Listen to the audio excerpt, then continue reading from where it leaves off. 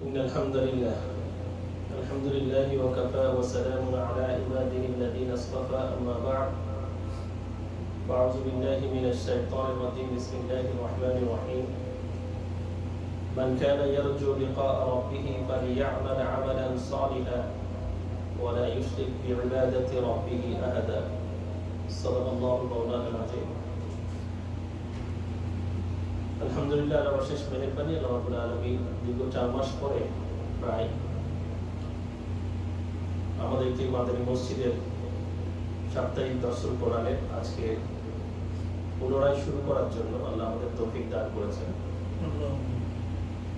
যখন যেই সপ্তাহে এই প্রোগ্রামটা বন্ধ হচ্ছিল তখন থেকেই আমরা জানতাম না যে এটা আমরা কখন শুরু করবো বা আদৌ শুরু করবো কিনা,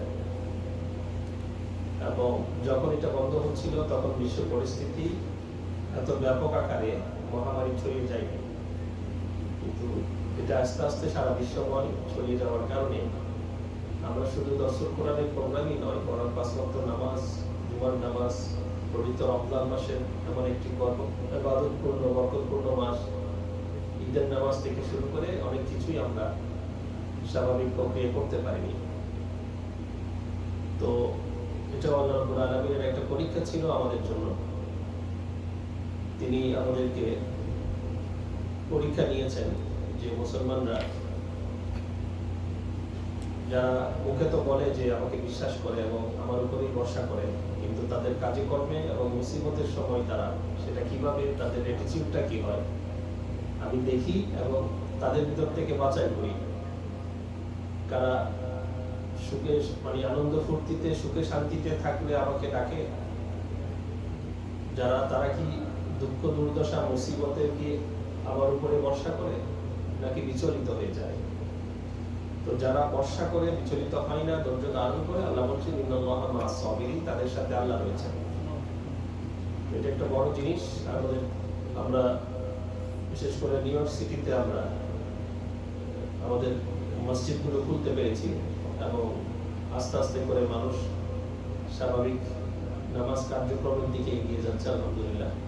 তারই ধারাবাহিকতায় এই যে যদিও বা প্রোগ্রাম মসজিদে আমরা করতে পারিনি, কিন্তু প্রোগ্রামটা 1 সপ্তাহের জন্য বন্ধ ছিল না। আমরা এপ্রিলের 1st উইক থেকে শুরু করে লাস্ট স্যাটারডে পর্যন্ত আমরা অনলাইনে এই দরসটা আপনারা অনেকেই দেখেছেন, এটা জারি ছিল। এটা আল্লাহ রাব্বুল আলামিনের একটা বড় নেয়ামত যে প্রযুক্তির কল্যাণে আমরা এই দ্বীনের কাজকে আরো বেশিভাবে ছড়িয়ে দেওয়ার জন্য সুযোগ পেয়েছি। এবং পবিত্র রমজানের পুরো মাসে আমরা শাহরুল কোরআনের একটা প্রোগ্রাম করেছি, আপনারা দেখেছেন। প্রতিদিনই রাতে ইফতারের আগে একটা পর্ব ফেসবুকে সরাসরি আপনারা দেখতে পেয়েছেন। কিন্তু অনলাইনে যতই প্রচার হোক না কেন, কিন্তু সরাসরি দিনের আলোচনা করা এবং সরাসরি দরস দেওয়া, এটা মজাই আলাদা। এবং এটা রুহানি যে পরিবেশটা, সেটা অনলাইনে পাওয়া যায় না। সেজন্য ধর্ম এসেছে, আমরা সেটাকে বলি সিনা টু সিনা, মানে একজনের পক্ষ থেকে আরেকজনের পক্ষে সামনাসামনি আই কন্ট্যাক্ট এবং মানুষের যে অ্যাটিটিউডটা দেখা যায় দরসের ভিতর, সেটা যত বেশি আপডেট প্রযুক্তি হোক না কেন, ওই পরিমাণ লার্নও করা যায় না, ওই পরিমাণ আর্নও করা যায় না, যেটা আমরা সরাসরি করতে পারি। তো সেজন্য অনলাইন বেসটা হচ্ছে এটা হচ্ছে সময় সাপেক্ষ, অর্থাৎ বিভিন্ন ধরনের প্রয়োজনের ক্ষেত্রে যদি আমরা সেটাকে ফিজিক্যালি করতে না পারি, তো আমাদের তো সুযোগ আছে, ইন্টারনেট অ্যাভেলেবেল আছে, মানুষের হাতে ডিভাইস আছে, সবকিছু আমাদের জন্য সুবিধা ছিল। সেজন্য মোটামুটি আমরা সেটা ফলো করেছি। আজকে অনেকদিন পর প্রথম দিন স্বাভাবিকভাবে মানুষজন, এটা আরবিতে বলে ইন্তেশার, অর্থাৎ মানুষজন ছড়িয়ে ছিটিয়ে গেছে। একটা প্রোগ্রাম যখন ধারাবাহিকভাবে চলে, মানুষের ভিতরে একটা স্কেডিউল থাকে যে স্যাটারডে যারা নিয়মিত আমাদের এই দরসের ছাত্র ছিল তারা চলে আসতো, কিন্তু দীর্ঘদিন পরে যখন একটা গ্যাপ যায়, নতুন করে যখন শুরু হয়, তখন আবার জমি ওঠার সময় লাগে। তো সেই হিসেবে আমরা যারা প্রথম দরসে আসতে পেরেছি, আমরা সেটা আল্লাহর নিয়ামত মনে করি এবং সেটাকে আমরা সময়টাকে মূল্যায়ন করার চেষ্টা করি, কিছু দিনের আলোচনা আমরা শোনার চেষ্টা করি। এই আলোচনাটা আজকেও আমরা ফেসবুক লাইভে যাচ্ছে, বিভিন্ন জন বিভিন্ন জায়গা থেকে যারা শুনছেন, বিভিন্ন বিশ্বের কর্নার থেকে, তাদেরকেও আজকে আলোচনাতে আমন্ত্রণ জানাচ্ছি। আলোচনা শুরু করার আগে একটা গল্প দিয়ে আলোচনাটা শুরু করি। গল্প বলতে বাস্তবিক যে বাদশাহ হারুন রশিদের যুগে, হারুন রশিদ আব্বাসী খলিফাদের একজন বাদশা ছিল, ন্যায়পরায়ণ বাদশা ছিল, বুজুর্গ বাদশা ছিল, আবেদ ছিল। তো ওনার একটা বন্ধু ছিল যিনি একটু দরবেশ টাইপের, তার নাম হচ্ছে বাহলুল। তো সে সবসময় হারুন রশিদের সাথে দরবারে এসে ফান করত। দরবারে কিছু এরকম বাদশার খুবই গুরুত্বপূর্ণ এবং ক্লোজ মানুষ থাকে যারা বাদশার সাথে মশকরা করতে পারে। তো হারুন রশিদ অসুস্থ যখন হয়েছে, তিনি দেখতে এসে জিজ্ঞাসা করলো, বাদশা আপনার কি অবস্থা? তো বললো, আমি তো সামনে সফর রয়েছে, মহা সফরে যাচ্ছি। তো বলছে, সফরে যাচ্ছেন তো এটা তো মহাযজ্ঞ, বিশেষ ধরনের পারমিশন আছে, অনেক ধরনের ইন্তজাম আছে, প্রিপারেশন আছে। তো সফরে যাওয়ার সময় কি কি নিয়ে যাচ্ছেন? আপনার কোথায় থাকবেন, কতদিন থাকবেন? উনি বলছে, এটা সফর না, এটা শুধু যেতে হয়, আসতে হয় না, এই সফরটাতে আসতে পারে না। তো সেজন্য এখানে কিছু মানে নেওয়ার দরকার হয় না। তো সে বললো, আশ্চর্য, আপনি যদি 6 সপ্তাহের জন্য কোথাও সফরে যান, সেখানেও আপনি আগে আপনার অ্যাডভান্স কিছু লোককে পাঠান, তারা সেই জায়গাটা দেখে আসে। আপনি বাবুর্চি, খানসামা, আপনার লাগেজ পত্র সব নিয়ে আপনি সফরে যান। কত ধরনের সিকিউরিটি থাকে, আগে পরে ফোর্স থাকে। আপনি একটা লম্বা সফরে যাচ্ছেন, সেখান থেকে আদৌ আসবেন না, ওই সফরের জন্য আপনি কিছু নিলেন না। সামান্য সফরের জন্য তো আপনার অনেক ধরনের প্রিপারেশন থাকে। লম্বা সফরে যাচ্ছেন এবং বলছেন যে ওই সফর থেকে আর আসবো না, তাহলে তো আপনার জন্য ওখানকার জন্য আপনার কোনো পাতেই নেওয়া দরকার ছিল। তো তিনি বললো যে না, আসলে আমি এই ধরনের কোনো পাতেই নিই নাই। তো বাহলুল দাদা তাকে বলল যে, মনে আছে আপনি বেশ কিছুদিন আগে আমাকে একটা লাঠি দিয়েছিলেন উপহার হিসেবে, এবং লাঠি দেওয়ার সময় বলেছিলেন যে তোমার চেয়েও যদি বোকা মানুষ তুমি পাও, তাহলে সেটা তুমি তাকে উপহার দিও। আমার সাথে আপনি মশকরা করেছিলেন। তো আমি এতদিন পর্যন্ত লাঠিটা সংরক্ষিত ছিল, আমার চেয়ে বোকা মানুষের দেখা আমি আজকে পর্যন্ত পাইনি। এখন মনে হচ্ছে আপনি আমার চেয়েও বোকা, সেজন্য আজকে লাঠিটা আপনাকে দিলাম। কেন? আপনি সামান্য চার্জ চলে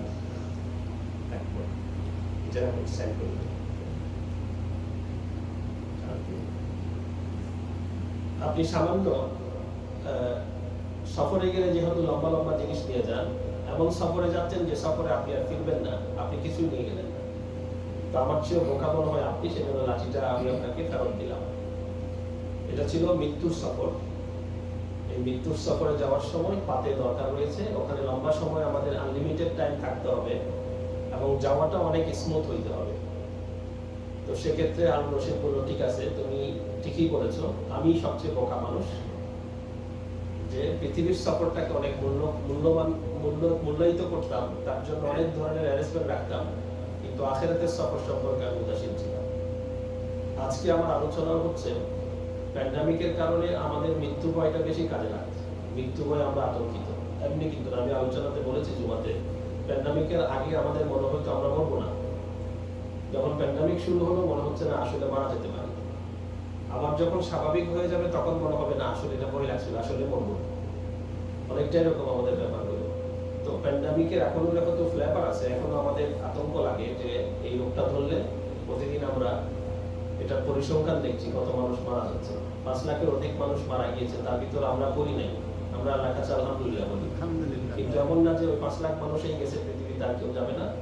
এবং করোনাকালীন মানুষ মারা যাবে, করোনা ছাড়া যাবে না। সেজন্য সবাইকে আমাদেরকে বলতে হবে, আমরা এখন মরি অথবা পরে মরি। এটা শুনতে খারাপ লাগলেও এটা হচ্ছে বাস্তব কথা, আর কোনোটাও নেই। আমি আরেকটা ঘটনা মনে পড়ে গেল। একটা মানুষ এক ডেভেলপারের কাছে গেল ফ্ল্যাট দেখার জন্য। তো তো ডেভেলপার আমাদের দেশে বিভিন্ন ধরনের মধুমতি টাউন, এই টাউন সে টাউন বানায় না বিশেষ এরিয়াতে। তো উনি বললো এখানকার ফেসিলিটিগুলো কি। তো ফেসিলিটি বলতে গিয়ে উনি বললো যে এখানে আপনার নাই এমন কিছু নাই, মসজিদ আছে, মাদ্রাসা আছে, এই মানে এই প্রপার্টির এই এরিয়া, তার ভিতরে বাজার আছে, ঘাট আছে, সেলুন থেকে শুরু করে নিত্য প্রয়োজনীয় জিনিসের জন্য একবার ঢুকলে আপনি আর এই এরিয়া থেকে বের হওয়া লাগবে না।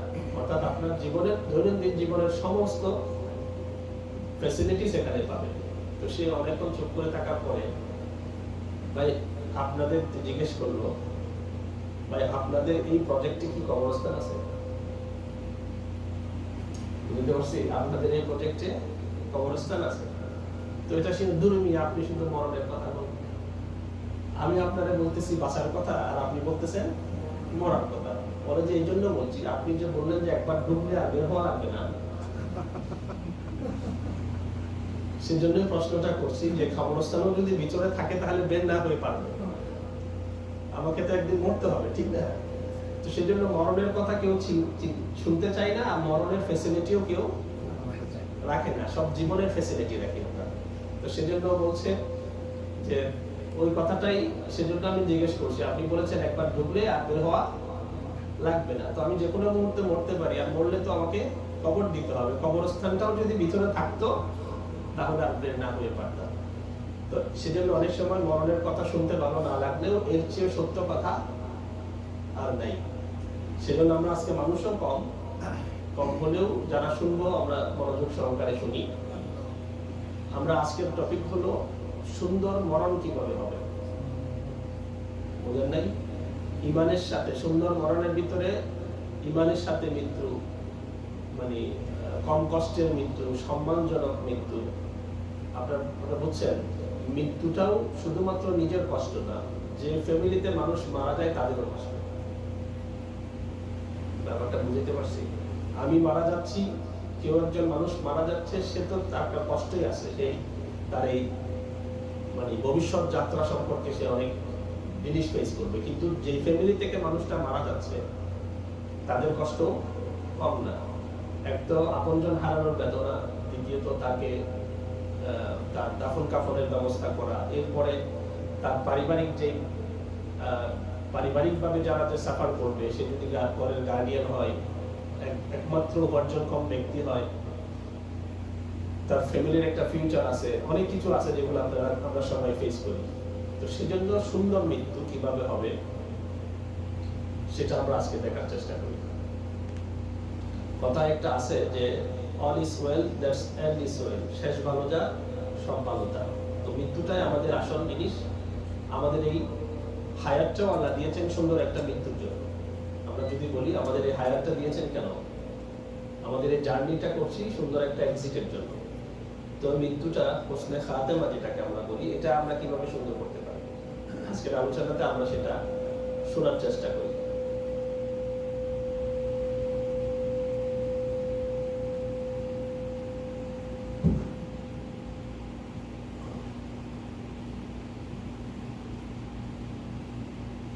দেখি আমরা যে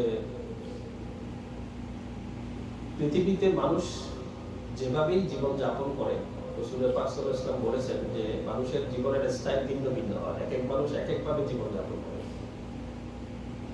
পৃথিবীর মানুষ যেভাবে জীবন যাপন করে তার মৃত্যুটাই সে অবস্থায় হয়। আর রাসূল বলেছেন কামা তাঈশুনা তামুতুন, যেভাবে তোমরা তোমাদের জীবন যাপন করবে সেভাবেই তোমরা মৃত্যুবরণ করবে। সেজন্য আমরা দেখি অনেকাংশে এটা আল্লাহ রাব্বুল আলামিন আমাদেরকে এক্সাম্পলও দিয়ে দেন। অনেক গায়ক আছে যারা তাদের জীবন ধারণ বা জীবিকা নির্বাহের একমাত্র উপায় ছিল তারা গান করে, এবং তাদের বলা হয় যে আমি 30 বছর ধরে মিউজিকের সাথে জড়িত। কখনো কখনো দেখা যায় সেই ব্যক্তি গান গেয়ে গিয়ে মারা যায়। বুঝতে পারি একজন মদ্যপ, যার মদ পান করা যার স্বভাব, যার বদভ্যাস রয়েছে, অনেক মৃত্যু দেখা যায় সেই মদ পান করা অবস্থায় মারা যায়।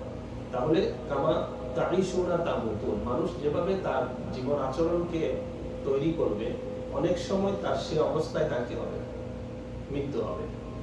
তো তো সেজন্য আমাদের জীবন আচরণ যদি আমরা ভালো করি, আমাদের মৃত্যুটাও কিভাবে ভালো হবে। আবার জীবন আচরণ যদি আমরা মানে অন্যভাবে করি, মৃত্যুটাও আমাদের কাছে অন্যভাবে আসবে। সেজন্য আমরা চেষ্টা করব, আমাদের স্কলাররা বলে থাকেন পৃথিবীতে মানুষ যত ইস্তেকামতের সাথে দিনকে আগলে রাখবে, যত দৃঢ়তার সাথে দিনের উপর চলার চেষ্টা করবে, পুলসিরাত পার হওয়ার সময় মানুষ তত বেশি দৃঢ়তা পাবে। এটা ডিপেন্ড করতেছে মানুষ পৃথিবীতে যত বেশি ইস্তেকামতের সাথে কি করবে, দিনটাকে ধরে রাখবে। কাল কিয়ামতের ময়দানে পুলসিরাত পার করে জাহান্নামের উপর দিয়ে যাওয়ার সময় সে ততটুকু দৃঢ়তা লাভ করবে। এটার সাথে কানেক্টেড। সেজন্য আমরা আজকে দেখি যে খাতেমা বিল খায়র যেটাকে বলা হচ্ছে, অর্থাৎ পৃথিবী থেকে একটা সুন্দর মৃত্যু নিয়ে যাওয়া,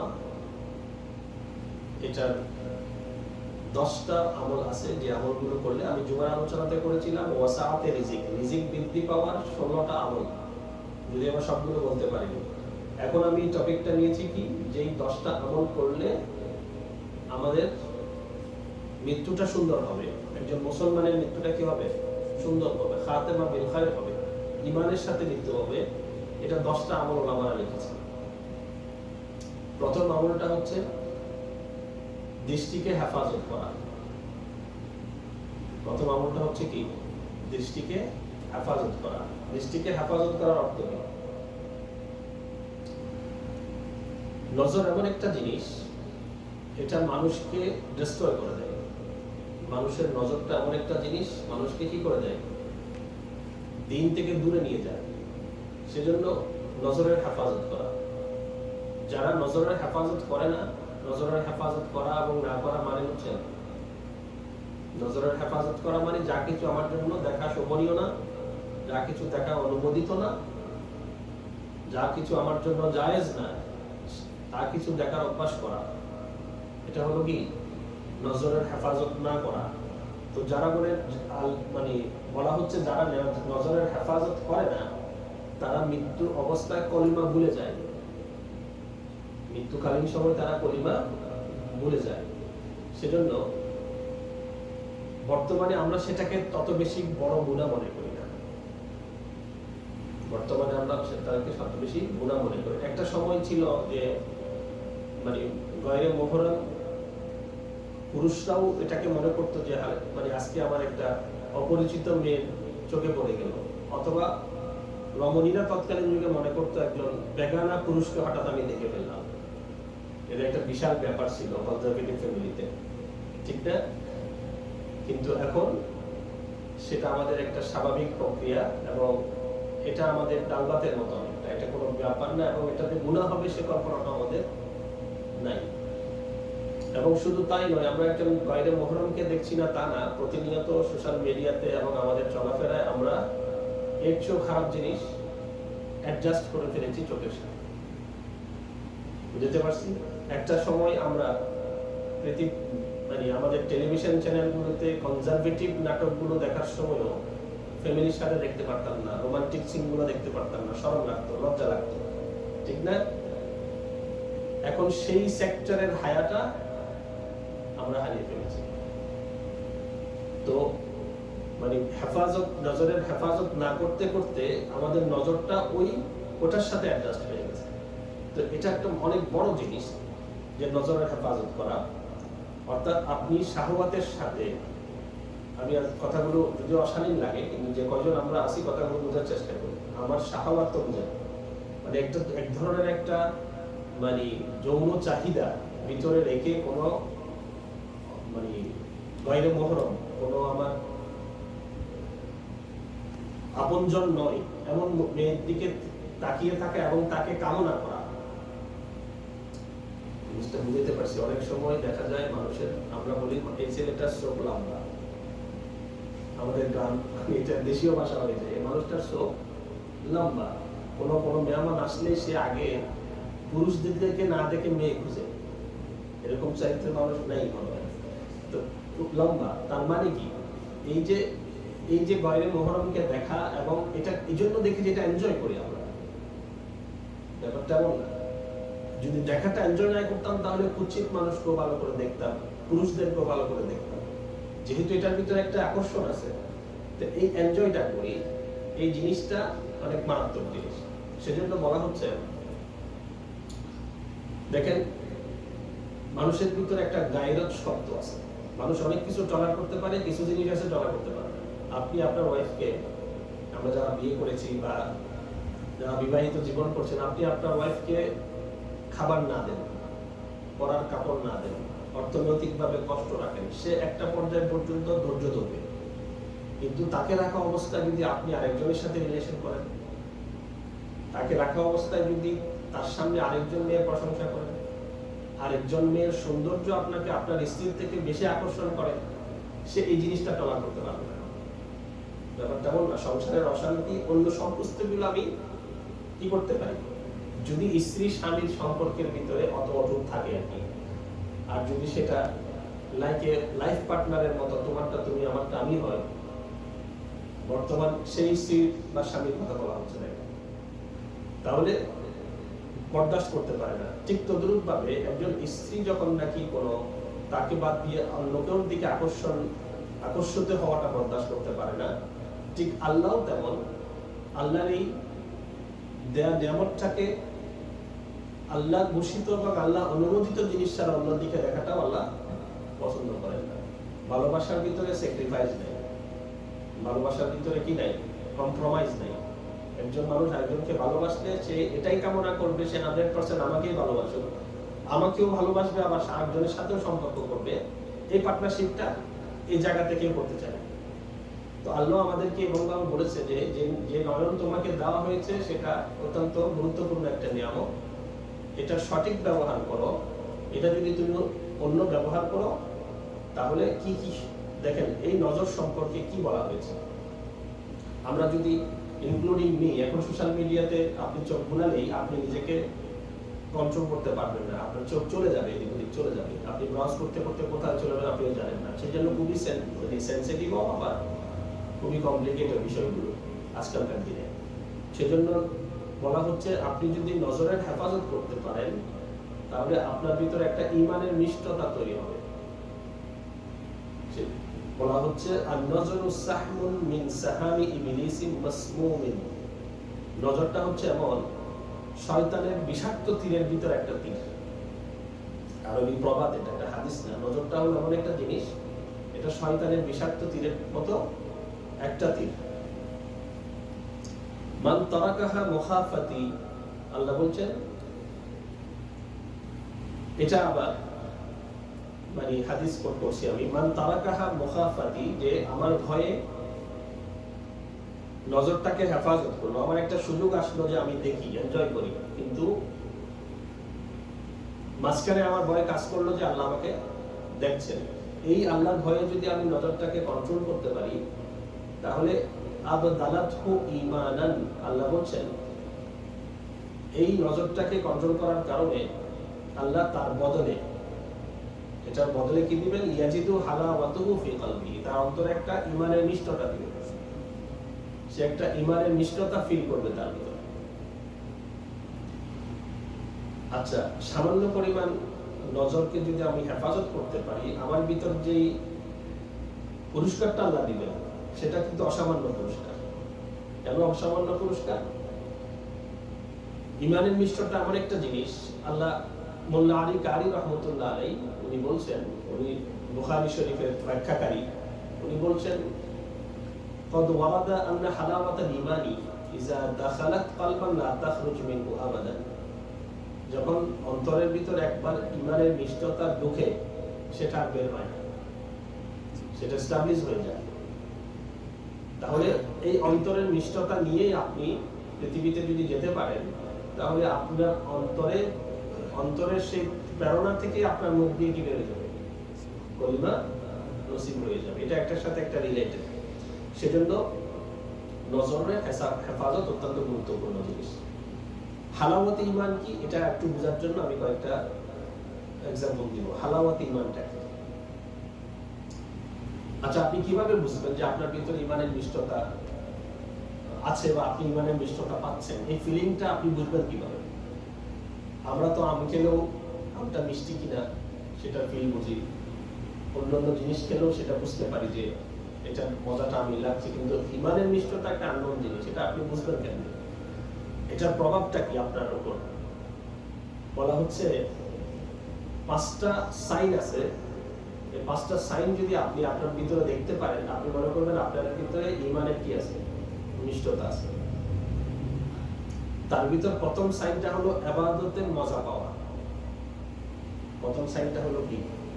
ইবাদতে ইস্তালজাযুত ইবাদতে মজা পাওয়া। ইবাদত করলে এক ধরনের মজা লাগা, নামাজের ভিতরে আপনার মজা লাগা, জিকির আজকারে মজা লাগা, কোরআন তেলাওয়াতে মজা লাগা, কোনো ভালো কাজ করতে পারলে এক ধরনের স্বাদ আপনি গ্রহণ করতে পারবেন, মজা লাগবে। এটা হলো ইমানে হালাওয়াতে ইমানের প্রথম স্টেজ। কিন্তু আল মুমিনু ফিল মসজিদি, এটার অবস্থাটা কেমন হবে? বলা হয়ে থাকে স্কলাররা, আল মসজিদু ফিল মুমিনি আল মুমিনু ফিল মসজিদি কাসসামাকি ফিল মাই। একটা মাছ পানির ভিতর যেমন নাকি স্বাচ্ছন্দ্য বোধ করে, মুমিন মসজিদে আসলে তেমনই। বুঝতে পারছি? মুমিন একটা মাছ যতক্ষণ আপনি তাকে ডাঙায় রাখবেন সে ছটফট করবে, যখন তাকে পানিতে ছেড়ে দিবেন সে কি করবে? খুশি হবে, সে সেখানে তার আসল ঠিকানা। একজন মুমিন মসজিদে আসলে তার এমন মনে হবে, তার বাইরে ডাঙার মতো ছটফট করতে থাকবে। সেজন্য রাসূল সাল্লাল্লাহু আলাইহি ওয়াসাল্লাম বলেছেন যে ওই সমস্ত মানুষ, যেই 8 প্রকারের মানুষকে তিনি আরশের নিচে ছায়া দিবেন বলেছেন, তার ভিতর একজন হলো ওই যুবক যে এক ওয়াক্ত নামাজ শেষ করে আর এক ওয়াক্ত কখন হবে সেটার জন্য তার অন্তরটা মসজিদে পড়ে থাকে। তাহলে মাছের সাথে যে উদাহরণটা দিলাম সেটা কতভাবে মানে কতটা যৌক্তিক একটা উদাহরণ। সেজন্য ইমানের মিষ্টতা যার আছে তার ইবাদত ভালো লাগবে, তার নামাজ ভালো লাগবে, মসজিদ এই ধরনের দ্বীনি মজলিসগুলো তার ভালো লাগবে, এগুলো চাইবে সে আরো বেশি হোক, তার ভিতরে একটা মজা লাগবে। দ্বিতীয় হলো শাহাওয়াতকে খুব তাড়াতাড়ি সে ছাড়তে পারে। শাহাওয়াতগুলো আমাদের ডিজায়ার যেগুলো আছে, নফসের যে চাহিদা, সেগুলোকে ছাড়াটা তার জন্য সহজ হবে। আমরা গুনাহ করি কেন? নফসের চাহিদার জন্য, ঠিক না? নফসের চাহিদা আমরা ছাড়তে পারবো যদি আমরা কি করি? হালাওয়াতে ঈমানটা যদি আমাদের ভিতর থাকে, ইসারুহা আলা জমি শাহওয়াত।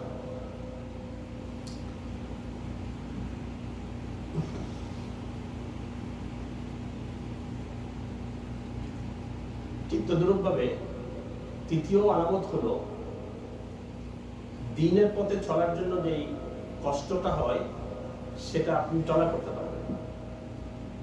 দ্বীনের পথে চলার সময় কষ্ট নাকি সহজ? বর্তমান পরিস্থিতিতে আপনি দ্বীনের উপর চলাটা সবচেয়ে, এই দ্বীনের উপর চলাটা আপনার জন্য কঠিন মনে হবে না। যেমন নাকি একজন মা সন্তানকে লালন পালন করাটা অত্যন্ত কষ্ট, সন্তানকে লালন পালন করা একজন মায়ের অনেক কষ্ট, কিন্তু সেটা তার জন্য কঠিন মনে হয় না। কেন? সন্তানের ভালোবাসার নিষ্ঠতা তার অন্তরে আল্লাহ ঢুকাই দিছে। অন্য সবাই ফেলে চলে গেলেও মা ফেলে চলে যায় না। ঠিক তদ্রূপভাবে আপনার গোল যখন আপনার ভিতরে মানে ইমানের নিষ্ঠতা যখন চলে আসবে, তখন ইমানকে রক্ষা করার জন্য যত কাজই আপনি করবেন এগুলো আপনার কঠিন মনে হবে না। কাজটা আসলে কঠিন, কিন্তু আপনি এটাকে টলার করতে পারবেন, এটার জন্য আপনি সময় ব্যয় করতে পারবেন। চতুর্থ আলামত হলো মুসিবতে আপনি টেনশন ফ্রি থাকবেন। মুসিবত মে রাহত শব্দ এসেছে, অর্থাৎ মুসিবতে আপনি আরাম পাবেন। বলা হচ্ছে তাজরিকুল মারারাতে ফিল মুসিবত। সেজন্য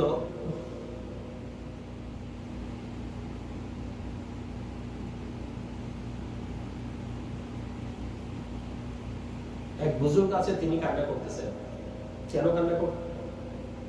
অর্থাৎ তিনি দীর্ঘদিন ধরে মানে কয়েকদিন ধরে ক্ষুধার্ত, ওনার অভাব। তো উনি কেঁদে কেঁদে আল্লাহর কাছে শুকরিয়া আদায় করতেছেন। তো আরেকজন জিজ্ঞেস করলো, এই সময় এভাবে শুকরিয়া আদায় করার অর্থ কি? তুমি তো কষ্ট পাচ্ছ, এটা তো সবরের সময়, শুকরের সময়। ব্যাপারটা এমন না। মুসিবতে মানুষ কি করে? আপনারাও মনে হয় ভুলে বসে গেছেন নাকি? মানুষ বেশি না থাকলে আপনাদের ভালো লাগে না? আজীব না জিনিসটা? মানে অডিয়েন্স বেশি না হলে যেমন নাকি বক্তার ভালো লাগে না, তেমনি শ্রোতারও কি লাগে না। কিন্তু আমার তো কোনো অংশে কোনো যেটা টপিক যেভাবে মসজিদ ভরা থাকলেও বলতাম, এখনো সেটাই বলতেছি। যে কজন আছেন আপনারা যদি ওই জমাতে বলছি, একে তো মাস্ক পরা, দ্বিতীয়ত আবার মাস্কের ভিতরে মুখ দেখা যাচ্ছে না। মাস্ক পরা থাকলে তো মুখের অভিব্যক্তি দেখে বুঝতে পারতাম যে আপনারা কি করতেছেন। এখন একটু আপনাকে হরকত করতে হবে। বলতেছিলাম কি, মুসিবতে মানুষ শকর করে না সবর করে? সবর করে। তো ওখানে শকর করতেছে কেন? তো বুজুর্গ বলছে এটা তো আল্লাহর নিয়ামত, অর্থাৎ মুসিবতটা আল্লাহর নিয়ামত। এটা আল্লাহ সবাইকে দেয় না, যাকে পছন্দ করে তাকে দেয়।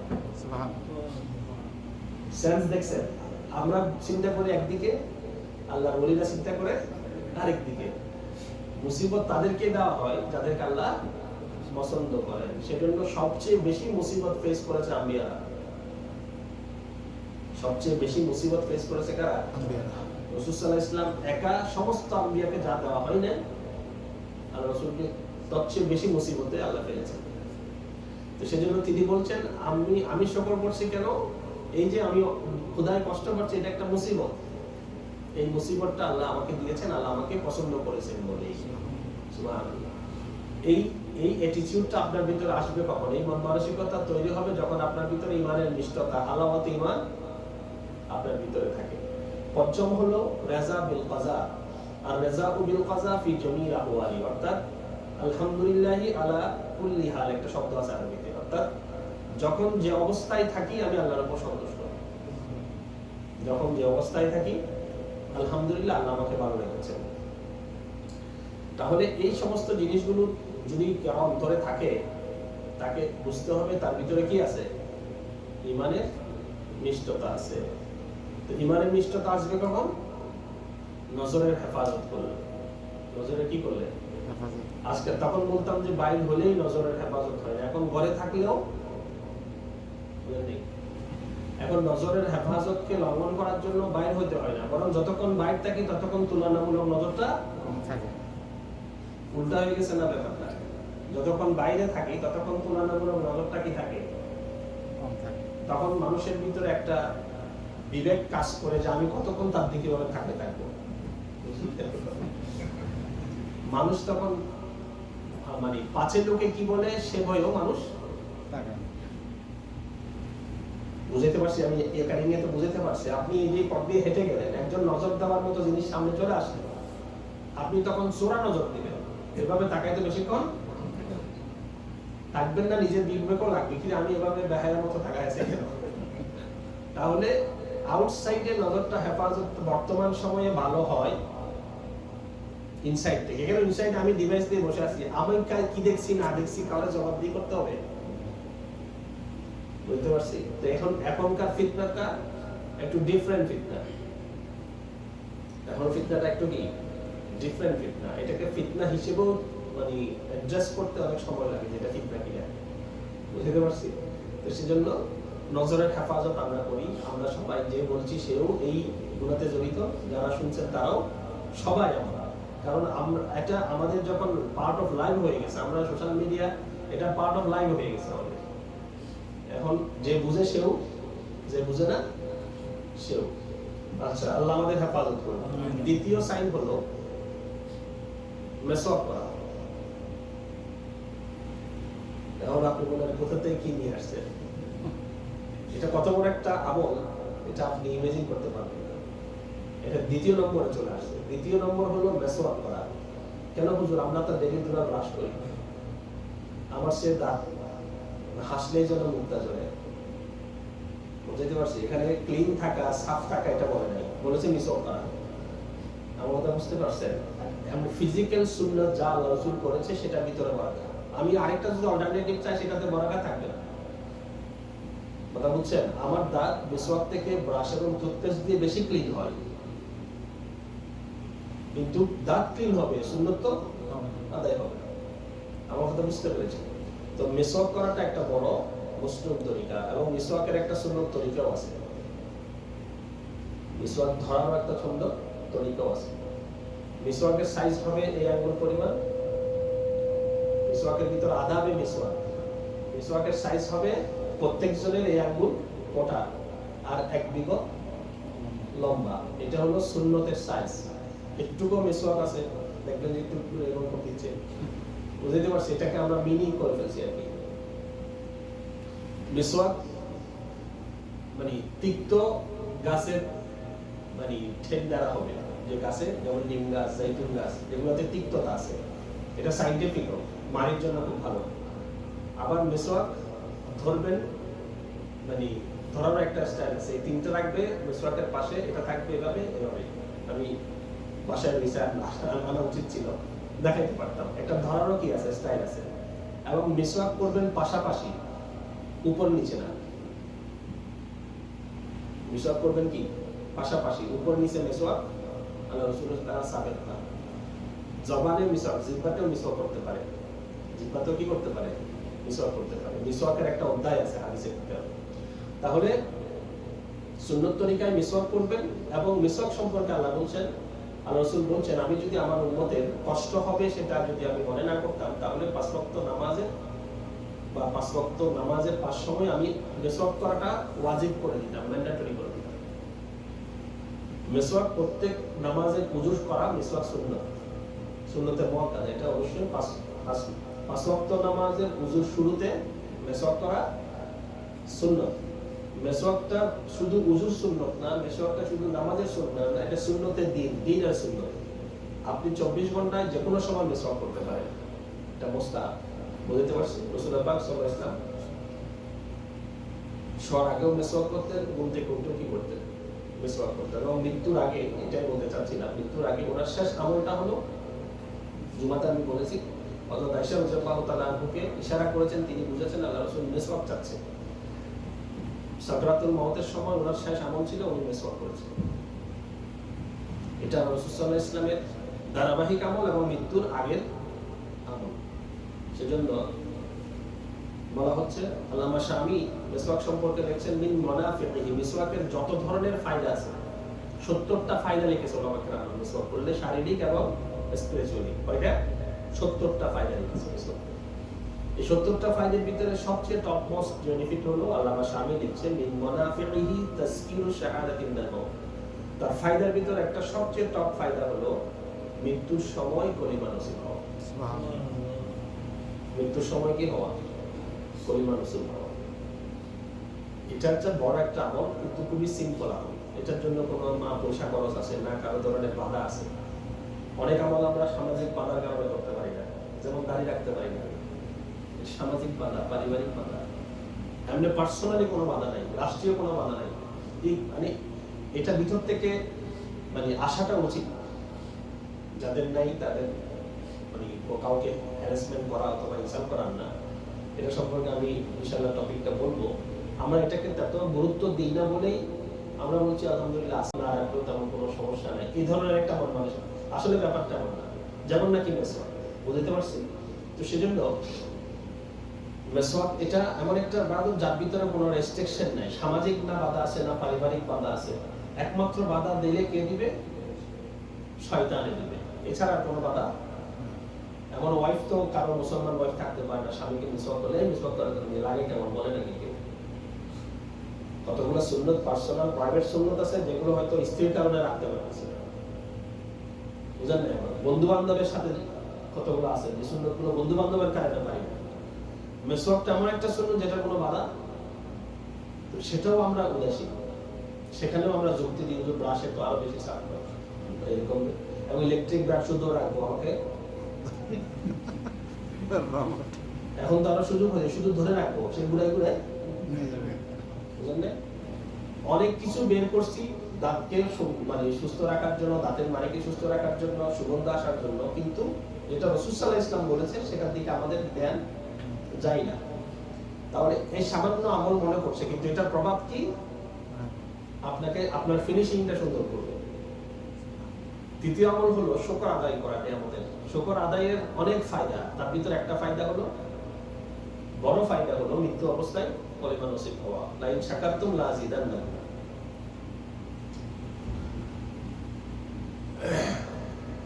আল্লাহ রাব্বুল আলামিন সবচেয়ে বড় শুকর আমরা সবসময় হাঁটতে বসতে যেটা আমাদের করতে হবে, আমাদেরকে আল্লাহ ঈমান দিয়েছেন, এটা অ্যাচিভেবল না। এই জিনিসটা একমাত্র পৃথিবীতে ঈমানটা অ্যাচিভ করা যায় না, এটা একমাত্র কে দেয়? ইন্নাকা লা তাহদি মান আহবাবতা।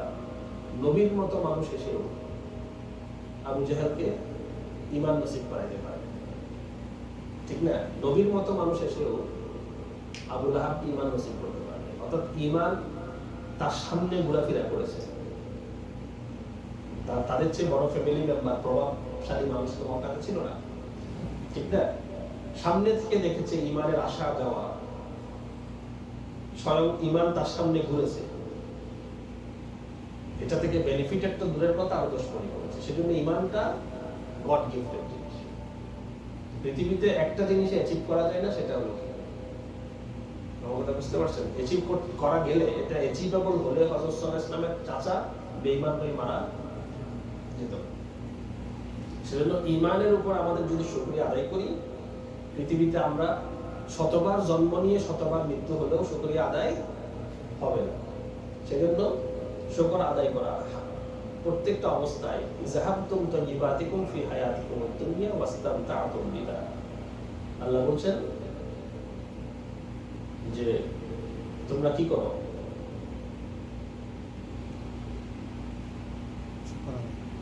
শুকর আদায় করো। এবং বলা হয়ে থাকে আমরা আসলে মানে চাইতেও জানি না, শুকরিয়া আদায় করতে জানি না। আমরা পৃথিবীর সমস্ত পার্থিব জগতের উপভোগ্য জিনিস পেলে আমাদের ভিতর থেকে অন্তর ফেটে শুকর বের হয়, বুঝলেন? অন্তর ফেটে শুকর বের হয়। কোনো একটা বড় লটারি লেগে গেলে, কোনো একটা বড় অ্যামাউন্ট পেলে, মানে না বলে পারছি না, আমরা সবাই কিন্তু একই ধরনের এফেক্টেড। তারপরে একটা এক্সাম্পল দেওয়ার জন্য, যে প্যান্ডামিকে আনএমপ্লয়মেন্টের ফ্যাসিলিটি আছে না একটা, তো আমার এক পরিচিত আনএমপ্লয়মেন্ট করে তার এক সপ্তাহ পয়সা জমা হয়ে আটকে গেছে।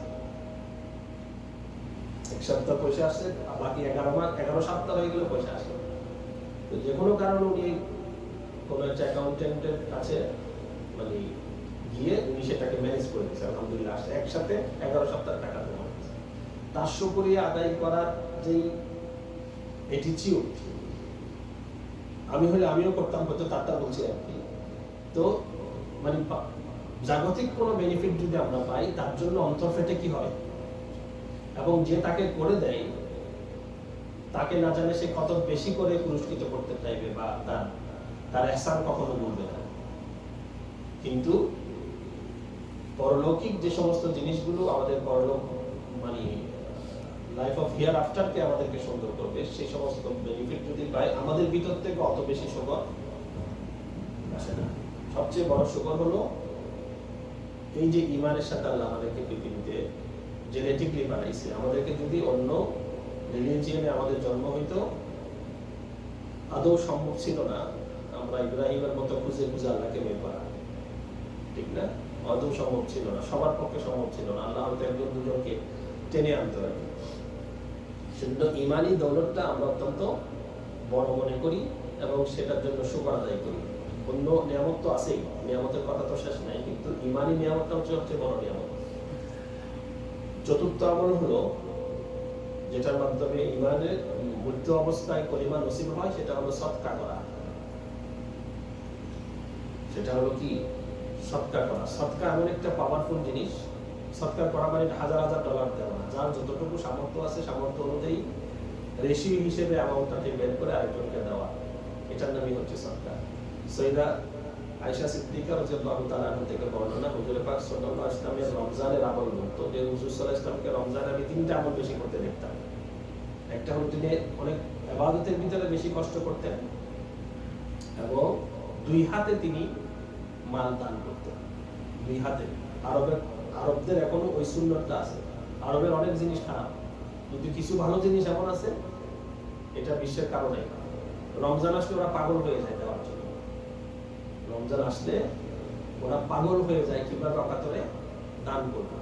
হাজার হাজার মানুষের সেই লাগাতার ইফতার সেহরি চলতেছে, একজনে দিয়ে দিচ্ছে। দেখেন না হজে গেলে কিভাবে আরাফাতে খাবার দেয়। তো এরা এই সাখাওয়াত যেটা জেনারেসিটি, এটা রমজান আসলে ওদের অনেক বেড়ে যায়। রাসূল সাল্লাল্লাহু আলাইহি ওয়াসাল্লাম, এটা রাসূলের সুন্নাহ আমল ছিল, রমজান আসলে তিনি দুহাতে খরচ করতেন এবং বেশি বেশি করে দোয়া করতেন। মিশকাত শরীফের একটি বর্ণনা আছে, আল্লাহ রাসূল সাল্লাল্লাহু আলাইহি ওয়াসাল্লাম বলেছেন, ইন্না সাদাকাতা লা তুদফিউ গাযাবার রাব্বি ওয়া তাদফাউ আন মাইদাতিস সুই। সাদকা আল্লাহ রাব্বুল আলামিনের অসন্তুষ্টিকে দূর করে দেয়, আল্লাহ যে রাগান্বিত হয় সেটাকে কুল করে দেয় এবং খারাপ মৃত্যু থেকে মানুষকে বাঁচায়। মাইদাতাস সুই, খারাপ মৃত্যু, নৃশংস মৃত্যু, অপঘাতে মৃত্যু, অ্যাক্সিডেন্টে মৃত্যু। মৃত্যুর খারাপ হওয়া অনেক ধরনের হতে পারে। একটা হলো বেঈমানের সাথে মারা যাওয়া, এটা সবচেয়ে খারাপ। আরেকটা হলো আপনার মানে আপনার শরীরের উপরে নৃশংসতা করা, আমরা দেখছি না, টুকরা টুকরা করে বেশি হচ্ছে। অ্যাক্সিডেন্টে মারা যাওয়া, অনাকাঙ্ক্ষিত মৃত্যু, মৃত্যুর জন্য প্রিপারেশন, একটা মৃত্যু প্রিপারেশন, আমরাও প্রিপারেশন নিচ্ছি না, সেখানেও একটা প্রিপারেশন ছোটখাটো থাকে। আমি অসুস্থ হব, সবাই বুঝবে, সবাই দেখতে আসবে, আমার একটা সুযোগ থাকবে। এই সমস্ত জিনিসগুলো হয় কখন? যখন নাকি আপনার কি হবে, কি ছিল সেটা, সদকা। সদকা অনেক বড় জিনিস। সদকা আমরা সবার অবস্থান থেকে করার চেষ্টা করি। বিশেষ করে এখন আমি সবসময় বলি, এখন প্যান্ডামিকের সময় হচ্ছে খুবই গ্রেট অপরচুনিটি আমাদের জন্য। আমাদের আত্মীয় স্বজনরা বাংলাদেশে অনেক কষ্টে আছে, খুঁজে খুঁজে তাদেরকে কিছু টাকা পাঠাই, $50 হলেও পাঠাই, তাদের জন্য এক মাস চলতে পারবে। আমাদের আলেম ওলামা অনেক কষ্টে আছে। এই যে একজনে ফেস্টিভ্যাল স্ট্যাটাসে দিল যে রাতের 11টা বাজে, এখন আমার বাসায় ভাত রান্না করতে পারি নাই, আমার 2টা বাচ্চা না খেয়ে আছে। যিনি সেটাকে পোস্ট করেছেন তিনাকে বলছেন যে আমাকে 300টা টাকা দিলাও, হাওলাত দাও, আমি অ্যাটলিস্ট বাচ্চা রান্না করে বাচ্চাদের জন্য কিছু খাও। এটা হচ্ছে হাজার হাজার মানুষের অবস্থা এখন আমাদের দেশে।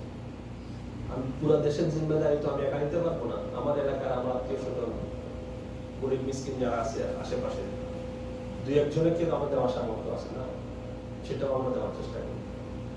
আমরা এখানে ভ্যাকেশন মোডে আছি, কিন্তু ওখানে ওরা ভ্যাকেশন মোডে নেই। মহামারীটা আসলেই মুসিবত ওদের জন্য, আমরা তত মুসিবত ফিল করিনি, ঘর থেকে বেরোতে পারি না, এটাই ব্যাপারটা। এমন না এখনো পর্যন্ত, ফিউচারে হয়তো আমরা খুব টাইটে করবো, কিন্তু এখনো পর্যন্ত আমাদের এটা বিশ্বব্যাপী যত বড় আকারে মুসিবত মনে হচ্ছে, আমরা কিন্তু ফিল করার সময় তো ফিল করি নাই, কিন্তু আতঙ্কিত ছিলাম। কিন্তু আসল মুসিবতটা ওই সমস্ত দেশগুলোতে যেগুলোতে গরিব মানুষের সংখ্যা বেশি, দিনে আনে দিনে খাই মানুষের সংখ্যা বেশি। সেই জন্য এখন আমাদের সবচেয়ে মৃত্যুকে সুন্দর করতে চাইলে এটা একটা সুন্দর অপরচুনিটি। আমরা আমাদের মতো করে যতটুকু সম্ভব সদকা করি।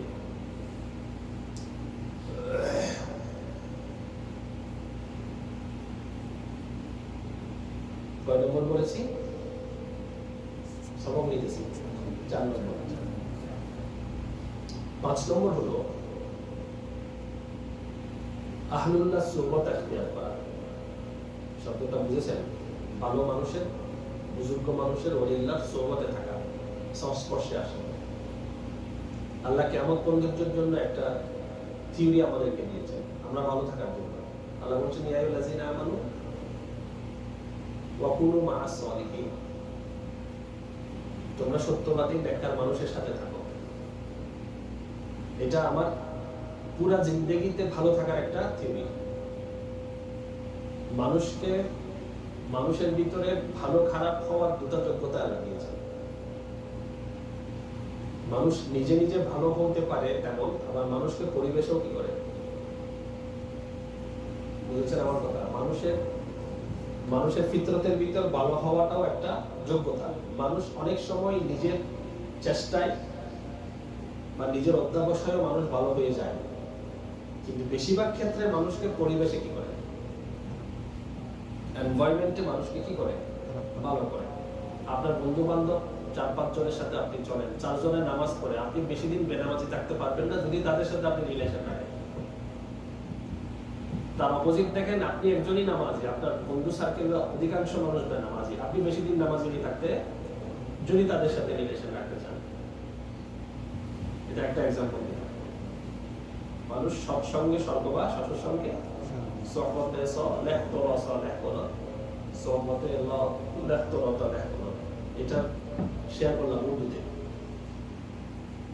সেজন্য ইয়া আইয়ুহাল্লাযীনা আমানুত্তাকুল্লাহা ওয়া কুনু মা'আস সাদিকিন, কিয়ামত পর্যন্তের জন্য আল্লাহ এই ধরনের একটা গ্রুপ, একটা গোষ্ঠী রাখবে যাদের সহবতে থাকলে অন্যরা ভালো থাকবে, যাদের সহবতে থাকলে অন্যরা ভালো থাকবে। এখন এখন যে যুগটা এসেছে সেটা হলো সেলফ এডুকেটেড। এখন কেউ কার সহমতে যেতে চায় না। এখন সবাই নিজেকে বলে মানে আমি তার চেয়ে কম কি। আমার কথা বুঝতে পারে? এখন শিক্ষকের দরকার নাই, শিক্ষকের দরকার আস্তে আস্তে চলে যাচ্ছে। এখন শিক্ষক হচ্ছে অনলাইন বেস। এখন আপনি মিস্টার গুগলে যা যা যা জানতে চাইবেন তা আপনাকে জানিয়ে দেবে। আমার কথা বুঝতে পেরেছেন? এখন সেজন্য দেখবেন আমাদের দেশে বেশি দেখা যায়, যেহেতু আমরা এখানকার কালচারে এখনো অভ্যস্ত হই নাই, আমাদের দেশে যে সমস্ত টকশোগুলো হয়, যে কোনো বিষয় হোক সেই কথা বলতে পারে। তখনকার দিনে হেলথ ডিপার্টমেন্টের বলে একজন হেলথ স্পেশালিস্ট লাগতো, ঠিক না? কোনো একটা রাষ্ট্রীয় কোনো বিষয় হলো ওই বিষয়ে মানুষ লাগতো। এখন টকশোগুলার যারা করে তারা একজন যে কোনো বিষয় দেন, সে কিছু না কিছু সেখানে মানে সে বিশেষভাবে অঙ্ক ওই বিষয়গুলোতে। তার কারণ হলো এখন শিক্ষাটা অ্যাভেলেবেল হয়ে গেছে। কি হয়ে গেছে ভাই? শিক্ষাটা অ্যাভেলেবেল হয়ে গেছে, দীক্ষাটা চলে গেছে। একটা স্ট্যাটাস আপনারা হয়তো পড়েছেন যদি আমার গ্রুপে থাকেন, নাৎসিজম হিটলার যখন নাকি গ্যাস চেম্বারে ইহুদিদেরকে মেরে ফেলছিল, তখন ওখান থেকে একটা ইহুদি যে কোনোভাবে সে পালাইছে। পালানোর পরে সে তার এই পালানোর ঘটনা লেখার পর একটা ওপিনিয়ন দিল যে আমরা যে গ্যাস চেম্বারে ছিলাম সেখানে ভালো ভালো ডাক্তারগুলোই আমাদেরকে ইনজেকশন পুশ করেছে, ভালো ভালো শিক্ষিত নার্সগুলো আমাদেরকে সেগুলো তৈরি করে দিয়েছে, ভালো ভালো ইঞ্জিনিয়ারগুলোই আমাদের জন্য এই সমস্ত জিনিসগুলো বানিয়েছে, ভালো ভালো লয়ারগুলো আমাদের জন্য এই ধরনের মানে ওরা বোঝাতে চাচ্ছে যে সমস্ত শিক্ষিত মানুষগুলো যে উৎসব মুখর পরিবেশে মানুষকে হত্যা করছে, এই শিক্ষার দাম কি? আমার কথা বুঝতে পারছেন? একটা ডক্টরের পিছনে যে কোনো ধরনের সমৃদ্ধশালী রাষ্ট্রেও একটা সার্টেন বড় অ্যামাউন্ট তাদের পিছনে খরচ করতে হয়। এই যে রাষ্ট্রীয় কোষাগার থেকে জনগণের টাকা দিয়ে এই ধরনের শিক্ষিত মানুষগুলোকে যদি শিক্ষার কারণে মানুষ মারার জন্য তাদের এটা সহজ হয়, তাহলে এই শিক্ষাটার দরকার কি? সেজন্য তো ইহুদি সমাজকে সে অনুরোধ করছে যে তোমরা মানুষকে শিক্ষা যত দিও, শিক্ষিত করো না করো সেটা তোমাদের ব্যাপার, কিন্তু দীক্ষিত অবশ্যই করবা, দীক্ষাটা তোমরা আগে দিবা। এখন আপনি ইহুদিদের এই কথাটা আপনি আমাদের সমাজে একটু করে অ্যাপ্লাই করেন দেখুন। আজকে যে রেজেন্ট সাহেব, কেজি স্বামী, যে সমস্ত বুজুর্গদের নাম আমরা শুনতেছি, এরা সবাই এক একজন ইউনিভার্সিটি থেকে গ্রাজুয়েশন করছে অথবা তারা বড় বড় ডিগ্রি নিছে, ঠিক না? এই বড় বড় শিক্ষিত মানুষগুলো আজকে এই সমস্ত এই অপরাধগুলো বিনা দ্বিধায় করতেছে শিক্ষার বাহানা দিয়ে। তো সেজন্য এটার একমাত্র কারণ হলো মানুষ এখন সেলফ কনফিডেন্ট, সবকিছু নিজে করবে। এখন সোহবত জিনিসটা মানুষের জন্য একটা মানে খুবই এই সেন্সটা আমাদের নাই এখন। আচ্ছা, অনেকেই বলে যে যাদের সোহবত নিব তারাও তো এরকম, এটা এখন অন্য লাইনের কথা চলে আসছে। মানে ও সোহবত নিতে হয় তো ওলামাদের, না? বিশেষ করে ওলামা বুজুর্গদের তো সোহবত নিতে হয়। ওটা আলেম সমাজ আসতে বানাতে ইচ্ছে, কার কাছে যাবো? কথাটা বলে না, কোনোটাই ঠিক নেই। ডাক্তার সমাজও কি ঠিক আছে? ইঞ্জিনিয়ার সমাজও কি ঠিক আছে? নাহলে লোহার বদলে বাস দিল। আচ্ছা, ডাক্তার সমাজ যে করাপ্টেড হয়েছে সেটাও কি চোখে আগুন দিয়ে দেখাইতে হবে? বাংলাদেশে না, এখানেও। তারপরেও কি ডাক্তারের কাছে যাওয়া ছাইড়ে দিচ্ছে? এই রিজেন্ট হাসপাতাল যেটা সিল করছে, কালকে খুলে দেয়, রোগী আসবে না। তার মানে কি? তার মানে করাপশনটা সব জায়গাতেই আছে দুনিয়ার অবস্থা হিসেবে। আপনি এখন তো নবী পাবেন না, সাহাবা পাবেন। আপনার যদি ফিজিক্যাল রোগ হয়, ডাক্তার যত করাপশন হয় আপনি যাবেন তার কাছে। আপনার ধারণা হলো কিছুটা ট্রিটমেন্ট তো প্রাইমারি ট্রিটমেন্ট তো সে আমাকে দিবে, সে বিল বেশি করবে, যেটা লাগবে না সেটা দিবে। এই ধরনের ট্রাস্টও যদি উঠে যায় তাহলে তো মানুষ তো অনেক বিনা চিকিৎসায় মারা যাবে, ঠিক না? তো ডাক্তার করাপ্টেডের কাছে আপনি বাধ্য হয়ে যান, যেহেতু আপনার শারীরিক রোগ যেতে হবে, তো আলেম সমাজ করাপ্টেড হলেও গেলেও তো কিছু সওয়াব আপনি পাবেন, বুঝলেন না? কাট কথা। আর করাপশন হলেও কি মানে সাধারণ মানুষের মতো হয়েছে? মানে আল্লাহ রাব্বুল আলামিন, আমি নিজে আলেম বলে বলছি না, যাদেরকে বেছে নিয়েছেন, they are chosen people, শোনা কথা। এখন আমরা সে কথা রাখতে পারি না পারি, পার্সোনালি এটা আমার দোষ। আল্লাহ রাসূল সাল্লাল্লাহু আলাইহি ওয়াসাল্লাম বলছেন, আল উলামা ওয়ারাসাতুল আম্বিয়া, উত্তরাধিকার সূত্রে যাদের সম্পর্ক হয় তাদের ত্যায্যপুত্র করা যায় না, যাই না? শব্দ কেমন দিচ্ছেন দেখেন, আমার প্রতিনিধি বলেন নাই, আমার খলিফা বলেন নাই, আমার ডেলিগেট বলেন নাই, আমার সহকারী বলেন না, ওয়ারাসাতুল আম্বিয়া বলা হয়েছে। এখন আপনি বলেন যে আপনার বাবা যদি মারা যায়, পৃথিবীর এমন কোন শক্তি আছে যে আপনার উত্তরাধিকার সূত্রের সম্পত্তি থেকে আপনাকে ত্যায্য করে? পৃথিবীর কোনো আইন আছে? এখন আপনার ব্যাপার, আপনি সেটাকে কিভাবে গ্রহণ করছেন? আপনার সম্পত্তি কি নষ্ট করছেন, নাকি মদ খাই উড়াই দিছেন, না ভালো কাজে ব্যবহার করছেন? আর আরেকটা জিনিস হলো, কার ঘরে কে জন্ম নিবে সে নিজে ডিসাইড করতে পারে না, পারে? আমি পৃথিবীতে আসছি, আমি কি এটা ডিসাইড করার ক্ষমতা ছিল আমি যে ঘরে আসছি সে ঘরের উত্তরাধিকার হবো না? আমি একজন কোটিপতি ঘরের উত্তরাধিকার হবো? এটা কি নিজে চুজ করার ব্যাপার? নাকি আল্লাহ যাকে যে ঘরে পাঠাইছে, যার উত্তরাধিকার বানাইছে সে? ঠিক তদ্রুপ ভাবে কোনো মানুষ চাইলেই আলেম হওয়া যায় না, নবীর উত্তরাধিকার হওয়া যায় না। আল্লাহ বলছে সেজন্য মা ইউরিদুল্লাহ বিহি খায়রান ইউফাক্কিহু ফিদ্দীন, আল্লাহ যার মঙ্গল চায় তাকে দ্বীনের সমঝ দেয়। দেয়ার আর চোজেন পিপল, এটা মনে রাখতে হবে। নবীদেরকে আল্লাহ সরাসরি চুজ করে, নবীর ওয়ারিসদেরকে আল্লাহ ইনডাইরেক্টলি চুজ করে। পৃথিবীতে করাপ্টেড হয়ে গেলেও এই শ্রেণীটার মর্যাদা আল্লাহর কাছে সবসময় থাকবে। ইন্নামা ইয়াখশাল্লাহু মিন ইবাদিহিল উলামা, বান্দাদের ভিতর উলামারাই সবচেয়ে আল্লাহকে ভয় পায়। তো সেজন্য এই শ্রেণীটা পৃথিবীতে যতদিন থাকবে, পৃথিবী থাকবে, যতদিন আল্লাহ পৃথিবীটাকে ধ্বংস করার প্রক্রিয়া শুরু করবে, আলেমদেরকে তুলে নিয়ে যাবে। বুঝতে পারছি? আপনি ধরেন গরু রাখাল আছে না, ছাগলের রাখাল আছে না? এখন আপনি যেভাবেই হোক আপনি চাইবেন এই আপনার শত শত ছাগল যে চড়ানোর জন্য নিয়ে গেছে, সে ঘরে ফেরা পর্যন্ত আপনি চাইবেন রাখালটা সুস্থ থাকুক। চাইবেন কি চাইবেন না? এবং রাখালকে যদি আপনার আগে নষ্ট করে দেন বা তার ব্যক্তিত্ব নষ্ট করে দেন, তাকে অন্যভাবে আঘাত করেন, আপনার ছাগলের পাল তো শেষ। উম্মতের রাখাল হলো বাবা। ফাইনালি সে যতই বেশি তার মানে, আর আপনি আমল তো এটা তো বেস করে, আমল তো ভেরিফাই করে না, এটা এমন না যে সমস্ত মানুষই একদম বুজুর্গ হয়ে যেতে হবে। সেজন্য যেই শহরে যে সমস্ত মানুষকে আল্লাহ আপনাদের চোখের সামনে, যাদেরকে আপনার ভালো লাগে, এমন তো আছে কারো না কারো ভালো লাগবে। ডাক্তার যেমন আপনারা বাছাই করেন দুজনের কাছে যাইতে, কি রহমান সাহেবের সাথে যাবো না ফেরদৌস খন্দকারের কাছে যাবো, দুই চারটা রোগীর সাথে আলাপ করেন না? ঠিক তদ্রুপ ভাবে রুহানি ডাক্তার বাছার সময়ও আপনারা আলাপ করবেন, আপনারা যাচাই বাছাই করবেন শহরের ভিতরে যারা আছে তারা তুলনামূলক ভালো কারা, এদের সহবতে যাইতে হবে। একটা পার্সোনাল কন্ট্যাক্ট তাদের সাথে করতে হবে, আপনার ফ্যামিলির পরামর্শ, দিনের পরামর্শ তাদের বলতে হবে। এটা হচ্ছে বড় একটা জিনিস। কথা বুঝতে পেরেছেন? সেজন্য আল্লাহ বলছেন ইয়া আল্লাযীনা আমানু তাকুল্লাহা ওয়া কুনু মা'আস সাদিকিন।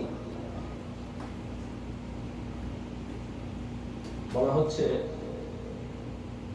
আল্লাহর ওয়ালিদের সহবতের একটা ক্ষণ, একটা মুহূর্ত 100 বছর মানে সোয়াব ব্যতীত ইবাদতের চেয়েও উত্তম। 100 বছর মানুষ ইবাদত করে যেটাতে রিয়া নাই, এরকম ইবাদতের চেয়ে উত্তম আল্লাহর ওয়ালিদের একটা সহবত, কিছুক্ষণ সময় তাদের সাথে। তো সেজন্য আমি বলেছি যে মানে যোগ বিশেষে মানুষ সমস্ত সেক্টরে যেমন করাপশন, সমস্ত সেক্টরে যেমন নাকি এই ধরনের একটা মানে ফল্ট এসেছে, আলেম সমাজেও আসবে স্বাভাবিক। এখন তো আর সাহাবা পাবেন না, কিন্তু যুগের হিসেবে তারা কালেকটিভলি তারা সাধারণের চেয়ে ভালো কিনা এটা দেখতে হবে।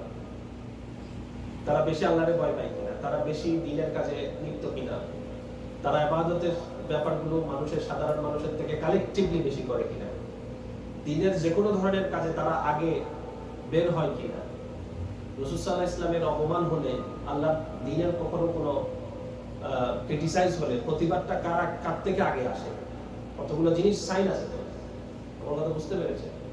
সেজন্য সহবত এটা অনেক বড় জিনিস। সহবত ছাড়া মানুষ কি করতে পারে না, নিজেকে কন্ট্রোল করতে পারে না। কারণ আমরা আমাদের দুষ্টটিগুলো আমরা দেখবো না, আমাদের দুষ্টটিগুলো ওই মানুষকেই দেখাতে হবে যে দুষ্টটি চিনে এবং সেগুলোর সলিউশনও দিতে পারে।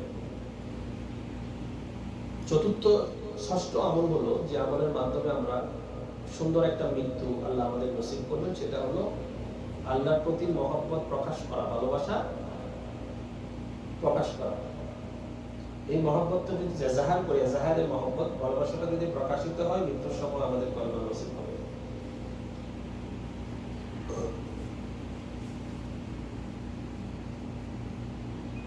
দেখেন হযরত রশিদ আহমদ গঙ্গোহী রাহমাতুল্লাহ আলাইহি, যে বড় স্কলার ছিল দেওবন্দি আমাদের ভিতরে, উনি বলছেন মানুষের সারা জীবনের ভিতরে যদি কখনো একটিবার মহব্বতের সাথে আল্লাহর নামটা কেউ বের করতে পারছে, এই লফজটাই মানুষকে অনেক সময় জাহান্নাম থেকে মুক্তি দেয়। মহব্বতের সাথে বের করতে হবে। মহব্বতের সাথে বের করার প্রক্রিয়াটা আপনারা বুঝতে পেরেছেন। আপনি আপনার সন্তানকে যে ডাকেন, আপনার সন্তানের ডাকার অ্যাটিটিউডের ভিতরে সমস্ত ভালোবাসাগুলো মিশ্রিত থাকে, জড়ানো থাকে, ঠিক না? মানে নজরটা সমস্ত পিতারা তার শিশুদের প্রতি নজরটা তারা বুঝতে পারবে যে এটা কি ধরনের নজর। বুঝতে পারছেন? আমি সোফাতে লিভিং রুমের এক সাইডে বসে আছি, আমার ছেলে আরেক সাইডে বসে আছে। তো ছোটটা ওটা গেম খেলতেছে, আর ছোটটা শুধু নিজে নিজে কথা বলতেছে, কেউ শুনতেছে কিনা ডোন্ট কেয়ার, সে বলতেছে ইংরেজিতে। তো আমার হঠাৎ এমন আদর লাগলো, আমি দেখে আসি, এবং আদর লাগার সাথে সাথে আবার ভয় পেলাম যে জানি বদনজর না পড়ে যায়। মা বাবারও কি আছে, বদনজর আছে। তবে তাকে ডাকলাম, বাবা দিকে আসো, এসে আদর করলাম, তারপরে দোয়া করে ফোন দিয়ে দিলাম তাড়াতাড়ি। এইগুলো কেন আসে বাবা? এই যে তারে ডাকলাম, আমার সমস্ত মহব্বত দিয়েই তাকে আমি ডাকছি না, এগুলোর এক্সপ্লেনেশন নাই যে বাবা সে জানে। তো এরকম সৃষ্টিকর্তার সাথে ওই মহব্বত, ভক্তি মাখানো মহব্বত যে আল্লাহকে ডাকতে পারবে, রশিদ আহমদ গঙ্গোহী রাহমাতুল্লাহ আলাইহি বলছেন যে এই একটা ডাকেই তাকে জাহান্নাম থেকে নাজাত দেওয়ার জন্য যথেষ্ট। আল্লাহকে যদি লেগে যায়, ডাকটা যদি লেগে যায়, আল্লাহ তো অন্তরের খবর যায়, আমরা তো মুখের অভিব্যক্তি দেখতে পারি, বুঝতে পারছি। সেজন্য এজাহারের মহব্বত অনেক বড় জিনিস। আমাদের ইবাদত আমাদেরকে প্রভাবিত করে না কেন? আমাদের ইবাদতের সাথে আমাদের মহব্বত নাই, এতাআত আছে, এতাআত আছে, আমাদের মহব্বত নাই। একজন মা তার সন্তানের যেই ডাইপার চেঞ্জ করে, সেখানেও মহব্বত থাকে, বিরক্তি থাকে না। একজন বাবা তার সন্তানকে যদি কখনো, এমনি তো এটা মায়ের কাজ, কখনো যদি বাবাকেও করতে দিতে হয়, বাবাও বিরক্তি সহকারে করে না, বাবাও বলে যে আমি একটু সুযোগ পেলাম আমিও করি, এটাকে মহব্বত থাকে। আমরা ইবাদতটা কি সেই ধরনের অ্যাটিটিউড নিয়ে করতেছি না বিরক্তি নিয়ে করতেছি? প্রত্যেকজন নিজের অবস্থান থেকে আমরা বুঝতে পারবো। পৃথিবীর সমস্ত জায়গাতে আমরা অ্যাভয়েড করতে পারি, কিন্তু মসজিদে আসলে নামাজের টাইম হয়ে গেলে 1 সেকেন্ড ওয়াইকে বাবার পিছনের দিকে থাকে, ইমাম সাহেব গেল বলে, বুঝেন না আমার কথা? বলেন না 10টা নামাজে আবার 10টা 1 হইলেও অনেক সময় বিরক্তি কপাল কুঁচকাই। অনেক সময় তো বলে যে আপনি জান কই, অনেক সময় অনেক জায়গা তো বলেও দেয়। আমার গ্রামের ঘটনা বলি, আমার এক ওস্তাদ আমাদের বাড়ির মসজিদে নামাজ পড়াইতো, সব তো একই রোগের রোগী, আর নিজেরটা বললো শুধু। তো উনি এমনি সব সময় পাবন্দি করে, মানে পাবন্দি তো বুঝেন, স্কিপগুলো সবসময় ঠিক রাখে। হঠাৎ একদিন ক্লাস করা আসতে দেরি হয়ে গেছে, দেরিও কি 2 মিনিট। গ্রামের মুরব্বী বুঝেন না, ক্যাসকিচ্ছে মুরব্বী কথা থাকে না, ওনারে মসজিদ ঢোকার সাথে এইগুলো দাঁড়ান, কি বাবা কয়টা বাজে দেরি করলেন কেন? উনি তো মানে কি বলবো উনিও বুঝতে পারছেন না কি হঠাৎ করে মানে এমন ভাবে মনোযোগ ফাঁসির আসামি। আমার কথা বুঝতে পারছেন? তো এই ধরনের অ্যাটিটিউডও আমরা আমাদের সমাজে করি। কেন? সমস্ত জায়গায় আমি লাইন করতে রাজি আছি, কিন্তু এই জায়গায় আমি অপেক্ষা করতে রাজি নাই। কেন? সবসময় একটা বিরক্তি পাবে, একটা ঢুকার সাথে সাথে চলে যাওয়ার একটা তাড়না। কেন? মহব্বত নাই। আমার কথা বুঝতে পারছেন? মহব্বত নাই।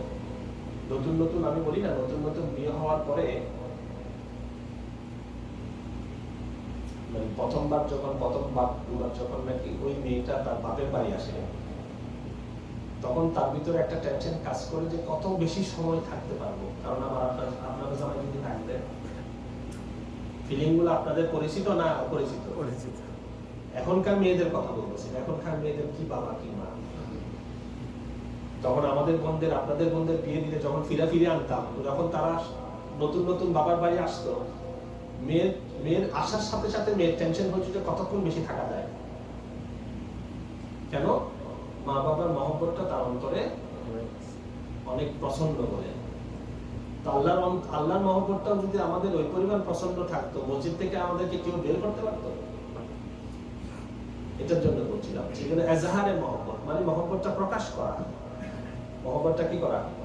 প্রকাশ করা। এই মহব্বত এজাহারে মহব্বতের মাধ্যমে দেখেন এক ফেক জিনিস পর্যন্ত মানুষ কনভিন্স হয়ে যাচ্ছে। আজকাল মহব্বত যে মানে ভালোবাসাবাসী যেগুলো হয়, মানুষ এমন অ্যাটিটিউড দেখায়, তোমার জন্য মরতে পারি, করতে পারি, সে করতে পারি, কতগুলো জিনিস আছে বলে না? তোমার জন্য আমি গোসল করার জন্য নদীতে ঝাঁপ দিতে পারি, অনেক ধরনের কথা তো আছে বলে। এই যে ফেক জিনিসগুলো যদি একজন কোনো মতে চাটুকারিতার সাথে দেখাতে পারে, অনেক মেয়ে ছেলে তো কনভিন্স হয়ে যায় ছেলেটা আমার জন্য এমন করতেছে না, ট্রু লাভ। বুঝেছেন? আমাদের বয়স তো এখনো বেশি হয় না, বুড়া হয়ে তো আধুনিক জীবনে এগুলো তো আমরা দেখে আসি না। ট্রু লাভ সে এরকম করতে পারে আমাদের। তো ফেক লাভের কারণে যদি মানুষের কনভিন্স হয়ে যায়, সঠিকভাবে যদি আল্লাহকে মহব্বত করে, আল্লাহ কেমনে কনভিন্স হবে? আল্লাহর কনভিন্সটা কিভাবে হবে দেখেন। আর আল্লাহ কনভিন্স হইলে কি আপনার কিছু লাগে? আল্লাহ তুমি মানাই যাও, বাস আল্লাহকে মানাই নাও। আমাদের কাজ কি করো, কি আমল করছি না করছি সেটা বড় কথা, আল্লাহ মানাই নেওয়া। আল্লাহর মানাই নিয়ে যেতে পারলে সব শেষ। সেজন্য আরেকটা কি বলেছি, আল্লাহর সাথে এজাহারে মহব্বত, আল্লাহর মহব্বতকে প্রকাশ করা। আল্লাহর মহব্বতের প্রকাশ করার আরেকটা ডিমান্ড হলো আল্লাহর হুকুমকে মানা। আল্লাহ আপনার বউ আপনারে ভালোবাসে, স্বামীর ভালোবাসা স্ত্রী যে আমাদের ভালোবাসে বুঝবো কেমনে? বুঝবেন এই কারণে আপনার কথার বাইরে সে, আপনি কষ্ট পাবেন বলে আপনার অনুমতি ছাড়া কাজ আপনি পছন্দ করেন না এমন কাজ সে করতে চায় না, এটা আপনার ভালোবাসার কারণে। আল্লাহরে ভালোবাসলে আল্লাহ দেখতে চায় যে তুমি ভালো যে বাসো, এটা প্রকাশ কি? বুঝলেন? আমরা তো আল্লাহ বলছেন যে মানুষকে আমি এভাবে ইনস্টল করেছি তার অন্তরে ওয়াল্লাযিনা আমানু আশাদ্দু হুব্বান লিল্লাহ, ঈমানদার মাত্রই সবচেয়ে বেশি ভালোবাসে আমাকে। এই ভালোবাসাটা আল্লাহ বুঝবেন কিভাবে? আল্লাহ সেটাও বলছেন। আল্লাহ বলছেন কুল ইন কুনতুম তুহিব্বুনাল্লাহ, তোমরা যদি, হে রাসূল আপনি বলে দেন, তোমরা যদি আল্লাহকে ভালোবাসো তাহলে প্রমাণ দাও, ফাত্তাবিউনি, আমার অনুসরণ করো। তখন এখনো পর্যন্ত লাভ ইজ ফার্স্ট সাইট। আমরা বলতেছি ভালোবাসি কিনা, আমাদের ভালোবাসা আমরা গ্রহণ করছি কিনা আমরা জানি। আল্লাহ বলছেন এই কন্ডিশন ফলো করো, ইউহিব্বুকুমুল্লাহ, আল্লাহ তোমাকে ভালোবাসবে। তাহলে ভালোবাসার সাইন হলো কি? এজাহারে মহব্বত হলো কি? আল্লাহর হুকুম আহকামগুলোকে দুনিয়ার সমস্ত হুকুম আহকাম থেকে প্রায়োরিটি দেওয়া। এটা যদি দিতে পারি, সে আল্লাহর নামই তো আমার মুখে থাকবে। কি বলে? সে আল্লাহর নামে আমার মুখে থাকবে। সপ্তম হলো আল্লাহর ভয়ে গুনাহ ছেড়ে দেওয়া। আল্লাহর ভয়ে কি করা? গুনাহ ছেড়ে দেওয়া, মানুষের ভয় করে। আমাদের এখানে অনেক সাধু মানুষ আছে এই কারণে, অনেক অনেস্ট মানুষ আছে এই কারণে যে সে এখনো সুযোগ পায় না ওই পোস্টে। বুঝেন নাই? বলো আরেকজনকে তো গালি দিচ্ছি যে দুর্নীতি করতেছে, আমি সাধু কেন? ওই পজিশনটা আমি পাই নাই বলে আমারে দিয়ে দেখো। বুঝতে পারছি? তাহলে একটা হলো যে পাচ্ছি না বলে করছি না, আরেকটা বলে মানুষের বয়ে সমাজের বয়ে করছি না, এটা না। সমাজের বয়ে গুণে ছাড়লে সেটা গুণে ছাড়া হবে, কারণ সমাজের ভয় না থাকলে তো আপনি আবার করবেন। গুণা ছাড়া বলে আল্লাহ বয়ে গুণা ছাড়লে আমি মিথ্যা বলবো না কেন, আল্লাহ সেটা রেকর্ড করছে। আমি আরেকজনের উপর জুলুম করবো না কেন, আল্লাহ সেটা দেখছে। সমস্ত গুনার কথাই তো এরকম না। আমি ফেক রিপোর্ট দিচ্ছি, কেন দিচ্ছি? মানে দেশীয় শাসন ব্যবস্থায় তো আমাকে কিছু করতে পারবে না, এই জায়গাতে তাকে কে পাকড়াও করবে যদি আল্লাহর কথা না থাকে? সেজন্য তো এত অপরাধ। সমস্ত কিছুই তো ম্যানেজেবল, পুরো দেশ সরকারকে ম্যানেজ করে দেওয়া হচ্ছে, ঠিক না? ওরাও ম্যানেজ হয়ে যাচ্ছে, আমি ম্যানেজ করে দিতেছি, কিন্তু যাকে ম্যানেজ করতে পারবো না তার বই তো আমার ভিতরে নেই। সেজন্যই তো নেই, 1 টাকা হোক বা 100 কোটি টাকা হোক। সেজন্য আল্লাহর ভয়ে গুনাহ ছেড়ে দেওয়া এটা একটা বড় জিনিস। এটা হলো কয় নম্বর? 7 নম্বর।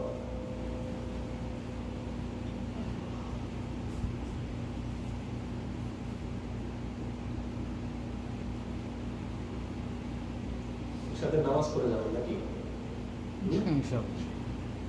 আর একটা আমল বললে আপনারা বলবেন এটাও আবার এমন একটা আমল হুজুর মনে হয় বানাই বলছে।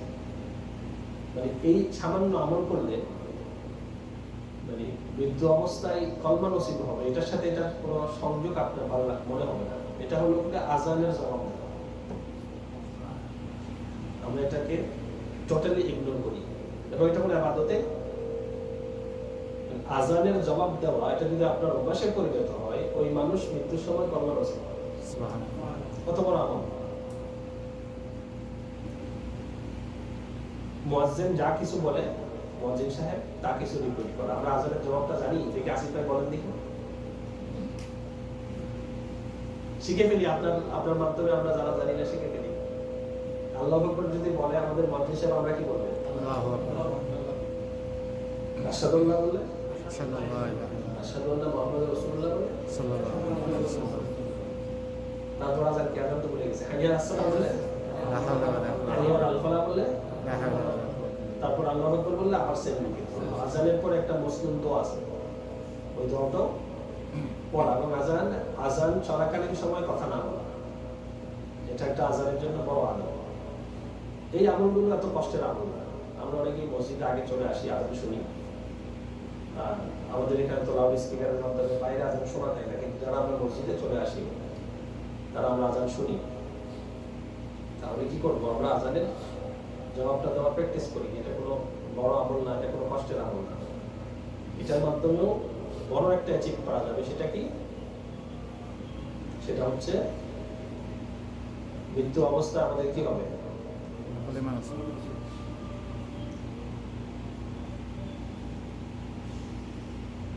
এবং আজানের দোয়াটা যদি আমরা পড়ি, সেখানে রাসূল সাল্লাল্লাহু আলাইহি ওয়াসাল্লামের জন্য কতগুলো ট্রিবিউট আছে, ওনার কতগুলো প্রশংসা আছে। আল্লাহুম্মা রাব্বা হাযিহি দাওয়াতি তাম্মা ওয়াস সালাতিল কাইমা আতি মুহাম্মাদানিল ওয়াসিলা ওয়া তাআলা রাসূলকে ওসিলা এবং ফজিলত দেওয়ার জন্য বলেছেন। ওয়াসু মাকামান মাহমুদান আল্লাযী ওয়া'আদতা, ওই মাকামে মাহমুদ তাকে দান করেন যেটার ওয়াদা আপনি করছেন। ইন্নাকা লা তুখলিফুল মিয়াদ। এখানে সবগুলো রাসূল সাল্লাল্লাহু আলাইহি ওয়াসাল্লামকে কেন্দ্র করে আল্লাহর কাছে আবদার। উম্মতের প্রতি, উম্মতের পক্ষ থেকে আল্লাহর কাছে আবদার করছি রাসূলকে ওই সমস্ত জিনিসগুলো দেন যেগুলোর ওয়াদা আপনি করেছেন। তো এরকম যদি আমরা এটাকে অভ্যাসে পরিণত করি, আর রাসূল বলছেন হাল্লাত লাহু শাফাআতি ইয়াউমাল কিয়ামা, ওই ব্যক্তির জন্য কিয়ামতের দিন আমি সুপারিশ করব। কারণ আমরা সারা জীবনে তো আল্লাহ রাসূলের জন্য সুপারিশ করছি না। সারা জীবন আজান শুনে আল্লাহ রাসূলের সাথে এখানে দোয়ার কিছু নেই, শুধু আল্লাহ রাসূলের। আমি যা অর্থ বললাম এটা কি? রাসূলকে সম্পর্কে সুপারিশ করতেছে আল্লাহর কাছে। তো যে ব্যক্তি যে সত্তার জন্য আমরা পুরো জীবনটা সুপারিশ করলাম, তিনি আমাদের জন্য আমাদের কঠিন সময়ে সুপারিশ করবেন না? এত বড় বেইনসাফ তো আল্লাহ রাসূল হবে না নাকি? আল্লাহ রাসূল তো মানবিক রাসূল। বুঝতে পারছি এখন আজানের জবাবের ফজিলতটা কেন বুঝলেন এবার? আমরা এই সমস্ত ইবাদতগুলোকে ইবাদত করে ফেলি, কিন্তু এই ছোট ছোট ইবাদতগুলোই আসল জিনিস। নামাজ বড় ইবাদত বলে আমরা সেটাকে ফোকাস করি, সেটা মনেও থাকে, কিন্তু এই সমস্ত ইবাদতগুলো হচ্ছে এগুলা টিপস আকারে।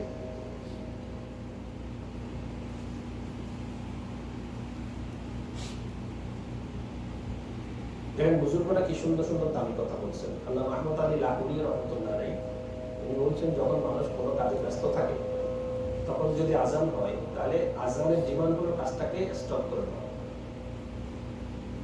বুঝতে পারছি? সেজন্য এই কথাটা আমি আমাদের বুজুর্গদের দেখছি, আমি নিজের চোখে দেখছি, মানে আমার বুদ্ধি হওয়ার পর থেকে যে সমস্ত বুজুর্গরা জীবিত ছিল আমি নিজে দেখছি। আমাদের চট্টগ্রামের আমাদের মন্ত্রী সাহেব ছিলেন বোয়ালি সাহেব, অধ্যাপক বোয়ালি সাহেব, তিনি জীবিত থাকা অবস্থা ওনাকে জিন্দাবাদী বলতো। তো আমাদের মাদ্রাসার সবাই, মানে মাদ্রাসাতে যে বার্ষিক সভা হয় প্রত্যেক সভাতে উনি ফজরের নামাজের পর বয়ান করতেন শুক্রবার। ওনার জন্য এটা ফিক্স ছিল টাইমটা, এবং আমাদের এলাকায় অসংখ্য মানুষ ওনার মুরিদ। তো আমি নিজের চোখে দেখছি যখন উনি আসছিল, তখন মানে আগের রাতে চলে আসছে কোলাবিয়াতে, মাগরিবের আজান দিচ্ছে, উনি তখন তরমুজ খাচ্ছে। মানে এমন সময় আসছে যে মাগরিবের আগে উনি পৌঁছেছে, তো গরমকাল, তরমুজ কেটে দিছে, তরমুজ এক কামড় দিছে, দিয়ে আরেক কামড় দিবে, আজান পড়ে গেছে। এই তো অর্ধেক তরমুজ নিয়ে স্যান্ডেলটা হাতে নিয়ে দাঁড়ায় গেছে, ওইটা কামড় দেয় নাই। বুঝতে পারছি? স্যান্ডেল পরানোর সময় নেই, স্যান্ডেলটা হাতে নিয়ে দৌড় দিছে। জিজ্ঞাসা করলো তরমুজটা তো খেয়ে যান, বলে যে আল্লাহ ডাকতেছে, তো জবাব ওইটা আগে দিতে হবে, তোদেরটা পরে। বুঝতে পারছি? সেজন্য উনি বলছেন যে যদি আজান হওয়া শুরু করে, যত ব্যস্ত থাকুক, যত কাজ থাকুক, কাজটা স্টপ করবে, আজানের জবাব দিবে এবং কি করবে, দোয়াটা করবে। তখন এই কাজটারও বরকত পাবে, এবং যেটা আমি বলছি আখেরি অবস্থায় কল্যাণ নসিব হবে।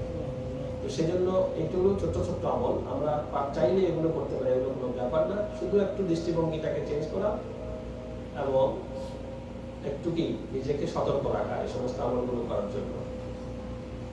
10 আমল আমি করে শেষ করে দিচ্ছি। এটা আমরা সবাই করতে পারি, সেটা হলো খাতেমা বিল খায়রের জন্য দোয়া করা। খাতেমা বিল খায়রের জন্য কি করা? দোয়া করা। মানে আমাদের একটা অভ্যাস হয়ে গেছে যে আমরা মারা যাবো সেটা আমরা বিশ্বাস করি, পৃথিবীতে থাকতে পারবো না সেটা আমরা বিশ্বাস করি, কিন্তু আমরা দোয়া করার ক্ষেত্রে যা কিছু সবচেয়ে বেশি পারপাস আমরা জাগতিক বিষয়গুলোর জন্য দোয়া করি। এগুলো আমাকে নেখায় দেন, দীর্ঘজীবী করেন, এই দোয়াটা আমরা সবাই করি, করা ভালো। কিন্তু এই দীর্ঘজীবী হইলে কতদিন হবো? দীর্ঘজীবীর একটা লিমিটেশন নাই। দীর্ঘজীবী হওয়ার পর যে জীবনটা যাবে সেটা যাবেই না। তো দেখেন এখানে দুটা জিনিস কম্পেয়ার করেন, দীর্ঘজীবী হব কিনা সেটা কনফার্ম না, কিন্তু মরবো কিনা সেটা কি। তো যেটা শিওর না জিনিস সেটার জন্য দোয়াটা বেশি করি, আর যেটা শিওর সেটার জন্য দোয়াটা, সেজন্য খাতেমা বিল খায়রের জন্য দোয়া করা। আমল যেভাবেই করেন আপনি পৃথিবী থেকে চলে যেতে হবে, কিন্তু যাওয়ার সময় যে আপনার ফিনিশিংটা সুন্দর হয়ে যায়। আল্লাহুম্মা বারিক লানা ফিল মাউতি, আমার সাথে সাথে বলেন আল্লাহুম্মা বারিক লানা ওয়া ফিমা বাদাল মাউতি। আল্লাহ আমাকে মৃত্যু অবস্থায় বরকত দেন, মৃত্যুর পরেও বরকত দেন। ইয়া হাইয়্যু ইয়া কাইয়্যুম বিরহমাতিকা আস্তাগীস, ইয়া হাইয়্যু ইয়া কাইয়্যুম বিরহমাতিকা আস্তাগীস। এগুলো হচ্ছে দোয়া যেগুলো আমাদের শিকার দরকার। একটা দোয়া পবিত্র কোরআনের আয়াতে আছে, এই দোয়াটা হচ্ছে মোনাজাত। পবিত্র কোরআনের আয়াতটা হচ্ছে কি রব্বানা আতিনা ফিদ দুনিয়া হাসানা, এগুলো হচ্ছে দোয়া কোরআনের আয়াত। এরকম একটা দোয়া আছে যেটা আমরা শিখার চেষ্টা করি, রব্বানা লা তুযিগ কুলুবানা বা'দা ইয হাদাইতানা ওয়া হাব লানা মিন লাদুনকা রাহমা ইন্নাকা আনতাল ওয়াহ্হাব। এটার অর্থ হলো হেদায়েত দেওয়ার পরে আমাদের অন্তরকে আপনি বক্রতা দিয়ে না, রেখে দিয়ে না, বাঁকা করে দিয়ে না, এবং আপনার পক্ষ থেকে আমাদের জন্য রহমত করেন। এখানে একটা শব্দ এসেছে হেবা, আরবিতে হেবা বলা হয় দান করা। দান করা শব্দটার সাথে অ্যাচিভমেন্টের কোনো আছে? আপনি চাইলেই কি দান নিতে পারবেন, না দান যিনি করতে করতে হবে? একটা শব্দ হলো বদলা। বদলা মানে আপনি কাজ যেটা করছেন সেটা বদলাটা আপনি পাও না। একটা হচ্ছে বেতন, ঠিক না? এরকম অনেক জিনিস আছে না দেওয়ার ক্ষেত্রে। একটা হচ্ছে দান করা। দানটা শুধুমাত্র যিনি দিবেন ওনার ব্যাপার, আপনি খুঁজে নিলে সেটা দান থাকে না। অনেকে বলে না যে মানে হাদিয়া জিনিসটা কি খুঁজলে আর হাদিয়া থাকে? তাহলে তুমি আমাকে হাদিয়া দাও না। আমাদের কালচারে বলে, ঈদের সময় বলে হাদিয়া দিলেন না, হাদিয়া খুঁজলে বা হাদিয়া থাকে না। হাদিয়া তো গিফট, গিফট কি খোঁজা যায়? এটা আমাদের কালচার। তো এখানে একটা শব্দ এসেছে হাবলানা, তোহফা দেওয়া, গিফট করা। এটা শব্দটা এখানে এসেছে কেন? দেখেন পবিত্র কোরআনের প্রত্যেকটা শব্দ মিনিংফুল। আল্লাহ এখানে অন্য কিছু আনতে পারতো। এখানে হাবলানা অর্থাৎ শব্দটা আনার কারণ হলো যা কিছু আল্লাহর কাছ থেকে আমরা পাবো সেগুলো আমাদের আমলের দ্বারাই পাবো না। আল্লাহর উপর ওয়াজিব না যে আমরা আমল করলে আল্লাহ আমাদেরকে প্রতিদান দিবেন, এটা আল্লাহর উপর ওয়াজিব না। আমরা যত আমলই করি এই আমলের বিনিময় যেটা আমরা পাবো সেটা আমাদের পাওনা না, সেটা আল্লাহর দান। সেটা কি আল্লাহর দান। আচ্ছা, কেমনে আমরা পাবো? দেখেন আমরা যা কিছু আমল করছি সেগুলো লিমিটেড না আনলিমিটেড? বলেন না, বুঝে দেব না। আমরা যা কিছু, আমি 100 বছর বাঁচলাম, তারপর তো লিমিটেশন আছে না? আমি নামাজ পড়বো, আমি গুনতে পারবো 100 বছর কয় রাকাত নামাজ পড়বো, লিমিটেড, মাহদুদ। সেগুলো কি ডেস্ট্রয়েবল নাকি আজীবন থেকে যায় এরকম আমল? না। আমি আমলের ফলাফল বলি নাই, আমল যেটা করছি আমি গেলে তো আমল শেষ। এটাকে ফানি বলে, ডেস্ট্রয়েবল। যতক্ষণ আমি আছি ততক্ষণ কি আছে? আমি চলে গেছি, তাহলে আমার হায়াতও মাহদুদ, আমার আমল করতেছি সেটাও মাহদুদ, মানে লিমিটেশন। আর আমার আমলটাও কি কন্টিনিউয়াস না, স্থায়ী না। আচ্ছা, এরকম লিমিটেড আমলের মাধ্যমে সংখ্যা গণনা করা যায়, এমন আমলের মাধ্যমে আনলিমিটেড লাভ পুরস্কার কেমন আমরা আশা করি? আমি 100 বছর নামাজ পড়লাম, 100 বছর নামাজের পর আমাকে বেহেশতটা কি 100 বছরের জন্য দিবে না অনন্তকালের জন্য দিবে? তাহলে 100 বছরের নামাজ দিয়ে আমি অনন্তকাল বেহেশত চাই কি করে? এবার বুঝছেন আমার কথা? 1 মিলিয়ন রাকাত নামাজ পড়লাম, কিন্তু এর চেয়ে ট্রিলিয়ন বছরের আমি আল্লাহর কাছ থেকে ফ্যাসিলিটি চাই কি করে? এটা তো সারা অধিকার আমার নাই। তাহলে আমলের বিনিময়ে আমরা জান্নাত চাইতেও পারি না। জান্নাতটা শুধুমাত্র আল্লাহর দান। জান্নাতটা শুধুমাত্র কি? সেজন্য আমাদের কোনো আমলেই জান্নাতের মূল্য হিসেবে নির্ধারণ করা যেতে পারে। আমাদের কোনো আমলেই জান্নাতের মূল্য নির্ধারণ করে, কিন্তু আমাদের সংসদে একজন বলে ফেললো যে আমাদের প্রাইম মিনিস্টারের জন্য জান্নাত ওয়াজিব হয়ে গেছে। না, এরকম কিছু একটা বলছে, দেখছেন নি? মানে বাংলাদেশটারে খাইয়া জান্নাত খাইতে বসে আছে। তাদের কি ধরনের স্পর্ধা বেড়ে গেছে। একজনে তো বলছে যে সে ওলিউল্লাহ হয়ে গেছে, সে তো অতটুক পর্যন্ত গেছে, হযরত পর্যন্ত মানাইছে, কিন্তু আরেকজন তো জান্নাতও দিতেছে। সেজন্য রাসূল পাক সাল্লাল্লাহু আলাইহি ওয়াসাল্লাম, আচ্ছা মানে যিনাকে জান্নাতে যাওয়ার জন্য যেটা বলা হয়েছে, আমাদের কতগুলো সংগঠন আছে এগুলাতে কোন একজন স্পেসিফিক পারসনকে আজীবন সদস্য বানিয়ে দেওয়া হয়, বুঝলেন না? তুমি আজীবন সদস্য, তুমি মূল্য সদস্য, আসলো সদস্য আছে না এরকম? বলে আমি ওই সংগঠনের আজীবন সদস্য, তাহলে আমার কিছু করা লাগে না, ওরা আমার সম্মানার্থে আমাকে কি করে দিছে। ঠিক তো দুর্ভাবে জান্নাতের আজীবন সদস্য রাসূল সাল্লাল্লাহু আলাইহি ওয়াসাল্লাম। বুঝেন না আমার কথা? জান্নাত বানানো থেকে নিয়ে জান্নাতের শেষ তো নাই, অনন্তকালের জন্য তিনি আজীবন সদস্য। এবং রাসূল সাল্লাল্লাহু আলাইহি ওয়াসাল্লাম মানে কি অফ জান্নাত তার হাতে থাকবে, উনি যা যাওয়া পর্যন্ত কেউ জান্নাতে যেতে পারবে না। এগুলো সমস্ত জান্নাতের সাথে যা রিলেটেড জিনিস সবগুলো রাসূল সাল্লাল্লাহু আলাইহি ওয়াসাল্লামের সাথে সম্পর্কিত। তিনি বলছেন কি মা আবাদানাকা হাক্কা ইবাদাতি, যেভাবে ইবাদত করা দরকার বা যত কোয়ান্টিটির ইবাদত করা দরকার আমি সেটা করতে পারতেছি। বুঝতে পারছি? কারণ রাসূল সাল্লাল্লাহু আলাইহি ওয়াসাল্লামের ইবাদতের একটা লিমিটেশন আছে কিনা। রাসূল সাল্লাল্লাহু আলাইহি ওয়াসাল্লামেরও ওনার অবস্থান থেকে ওনারও যেই জ্ঞান, যে গরিমা, যে ইবাদত, সেগুলোরও তো একটা লিমিটেড কি আছে। উনি তো পৃথিবীতে অনন্তকাল থাকে নাই। তো এটা বলছি যে জান্নাতটা শুধুমাত্র আল্লাহ দিবেন, সেজন্য আমরা দোয়া করছি ওয়াহাব লানা মিন লাদুনকা রাহমা। আল্লাহ শিখাই দিয়েছে যে তুই এভাবে বললে আমি, বুঝেন না আমাদের কথা? আমরা যখন ওয়েবসাইটে কোনো ধরনের ফর্ম ফিল আপ করি, ওরা আমাদেরকে ইনস্ট্রাকশন দেয় না এবং রেড মার্ক করে দেয় যে এটা ম্যান্ডেটরি, এটা ফুলফিল করতে হবে, আপনার ফুল নেম লিখতে হবে, আপনাকে এটা করতে হবে। কারণ ওরাও চায় যে তোমার অ্যাপ্লিকেশনটা কি হোক, অ্যাকসেপ্ট হোক, সাবমিট হোক অ্যাপ্লিকে। আল্লাহ চাইছে যে তুই যে দোয়া করবি সেটাও যেন আমি সেই দোয়াটা কবুল করি মতো শব্দ ব্যবহার কর। এ আল্লাহ আমারে জান্নাত দে বলে আমি দিবই। বুঝলেন? জান্নাত আপনাকে দিতেই হবে, এটা কোন দিন এখানে কি নানাবাড়ি? আল্লাহ শিখাই দিচ্ছেন ওয়াহাব লানা মিন লাদুনকা রাহমা, আপনি দান করেন, আমরা আবদার করতেছি, কারণ আপনি না দিলে আমরা এটা। এবং আল্লাহ শুধু তাই বলছি না, আল্লাহ তাকে খুঁজতেছি কেন? ইন্নাকা আনতাল ওয়াহ্হাব, আপনি সবচেয়ে বড় দানশীল, আপনি সবচেয়ে বড় কি, সেজন্য আপনার কাছে চাচ্ছি, আমি তো আর কাছে চাচ্ছি না। আপনি দিতে পারেন চাইলে, আপনি দেওয়ার ক্ষেত্রে কারো সুপারিশ লাগে না, কারো কাছে জবাবদিহিতা লাগে না। আরেকজন এসে জিজ্ঞেস করবে না তারে দিলে দিলাছে তার থেকে তো নামাজ আমি বেশি করছি, এরকম প্রশ্ন করারও কেউ নাই।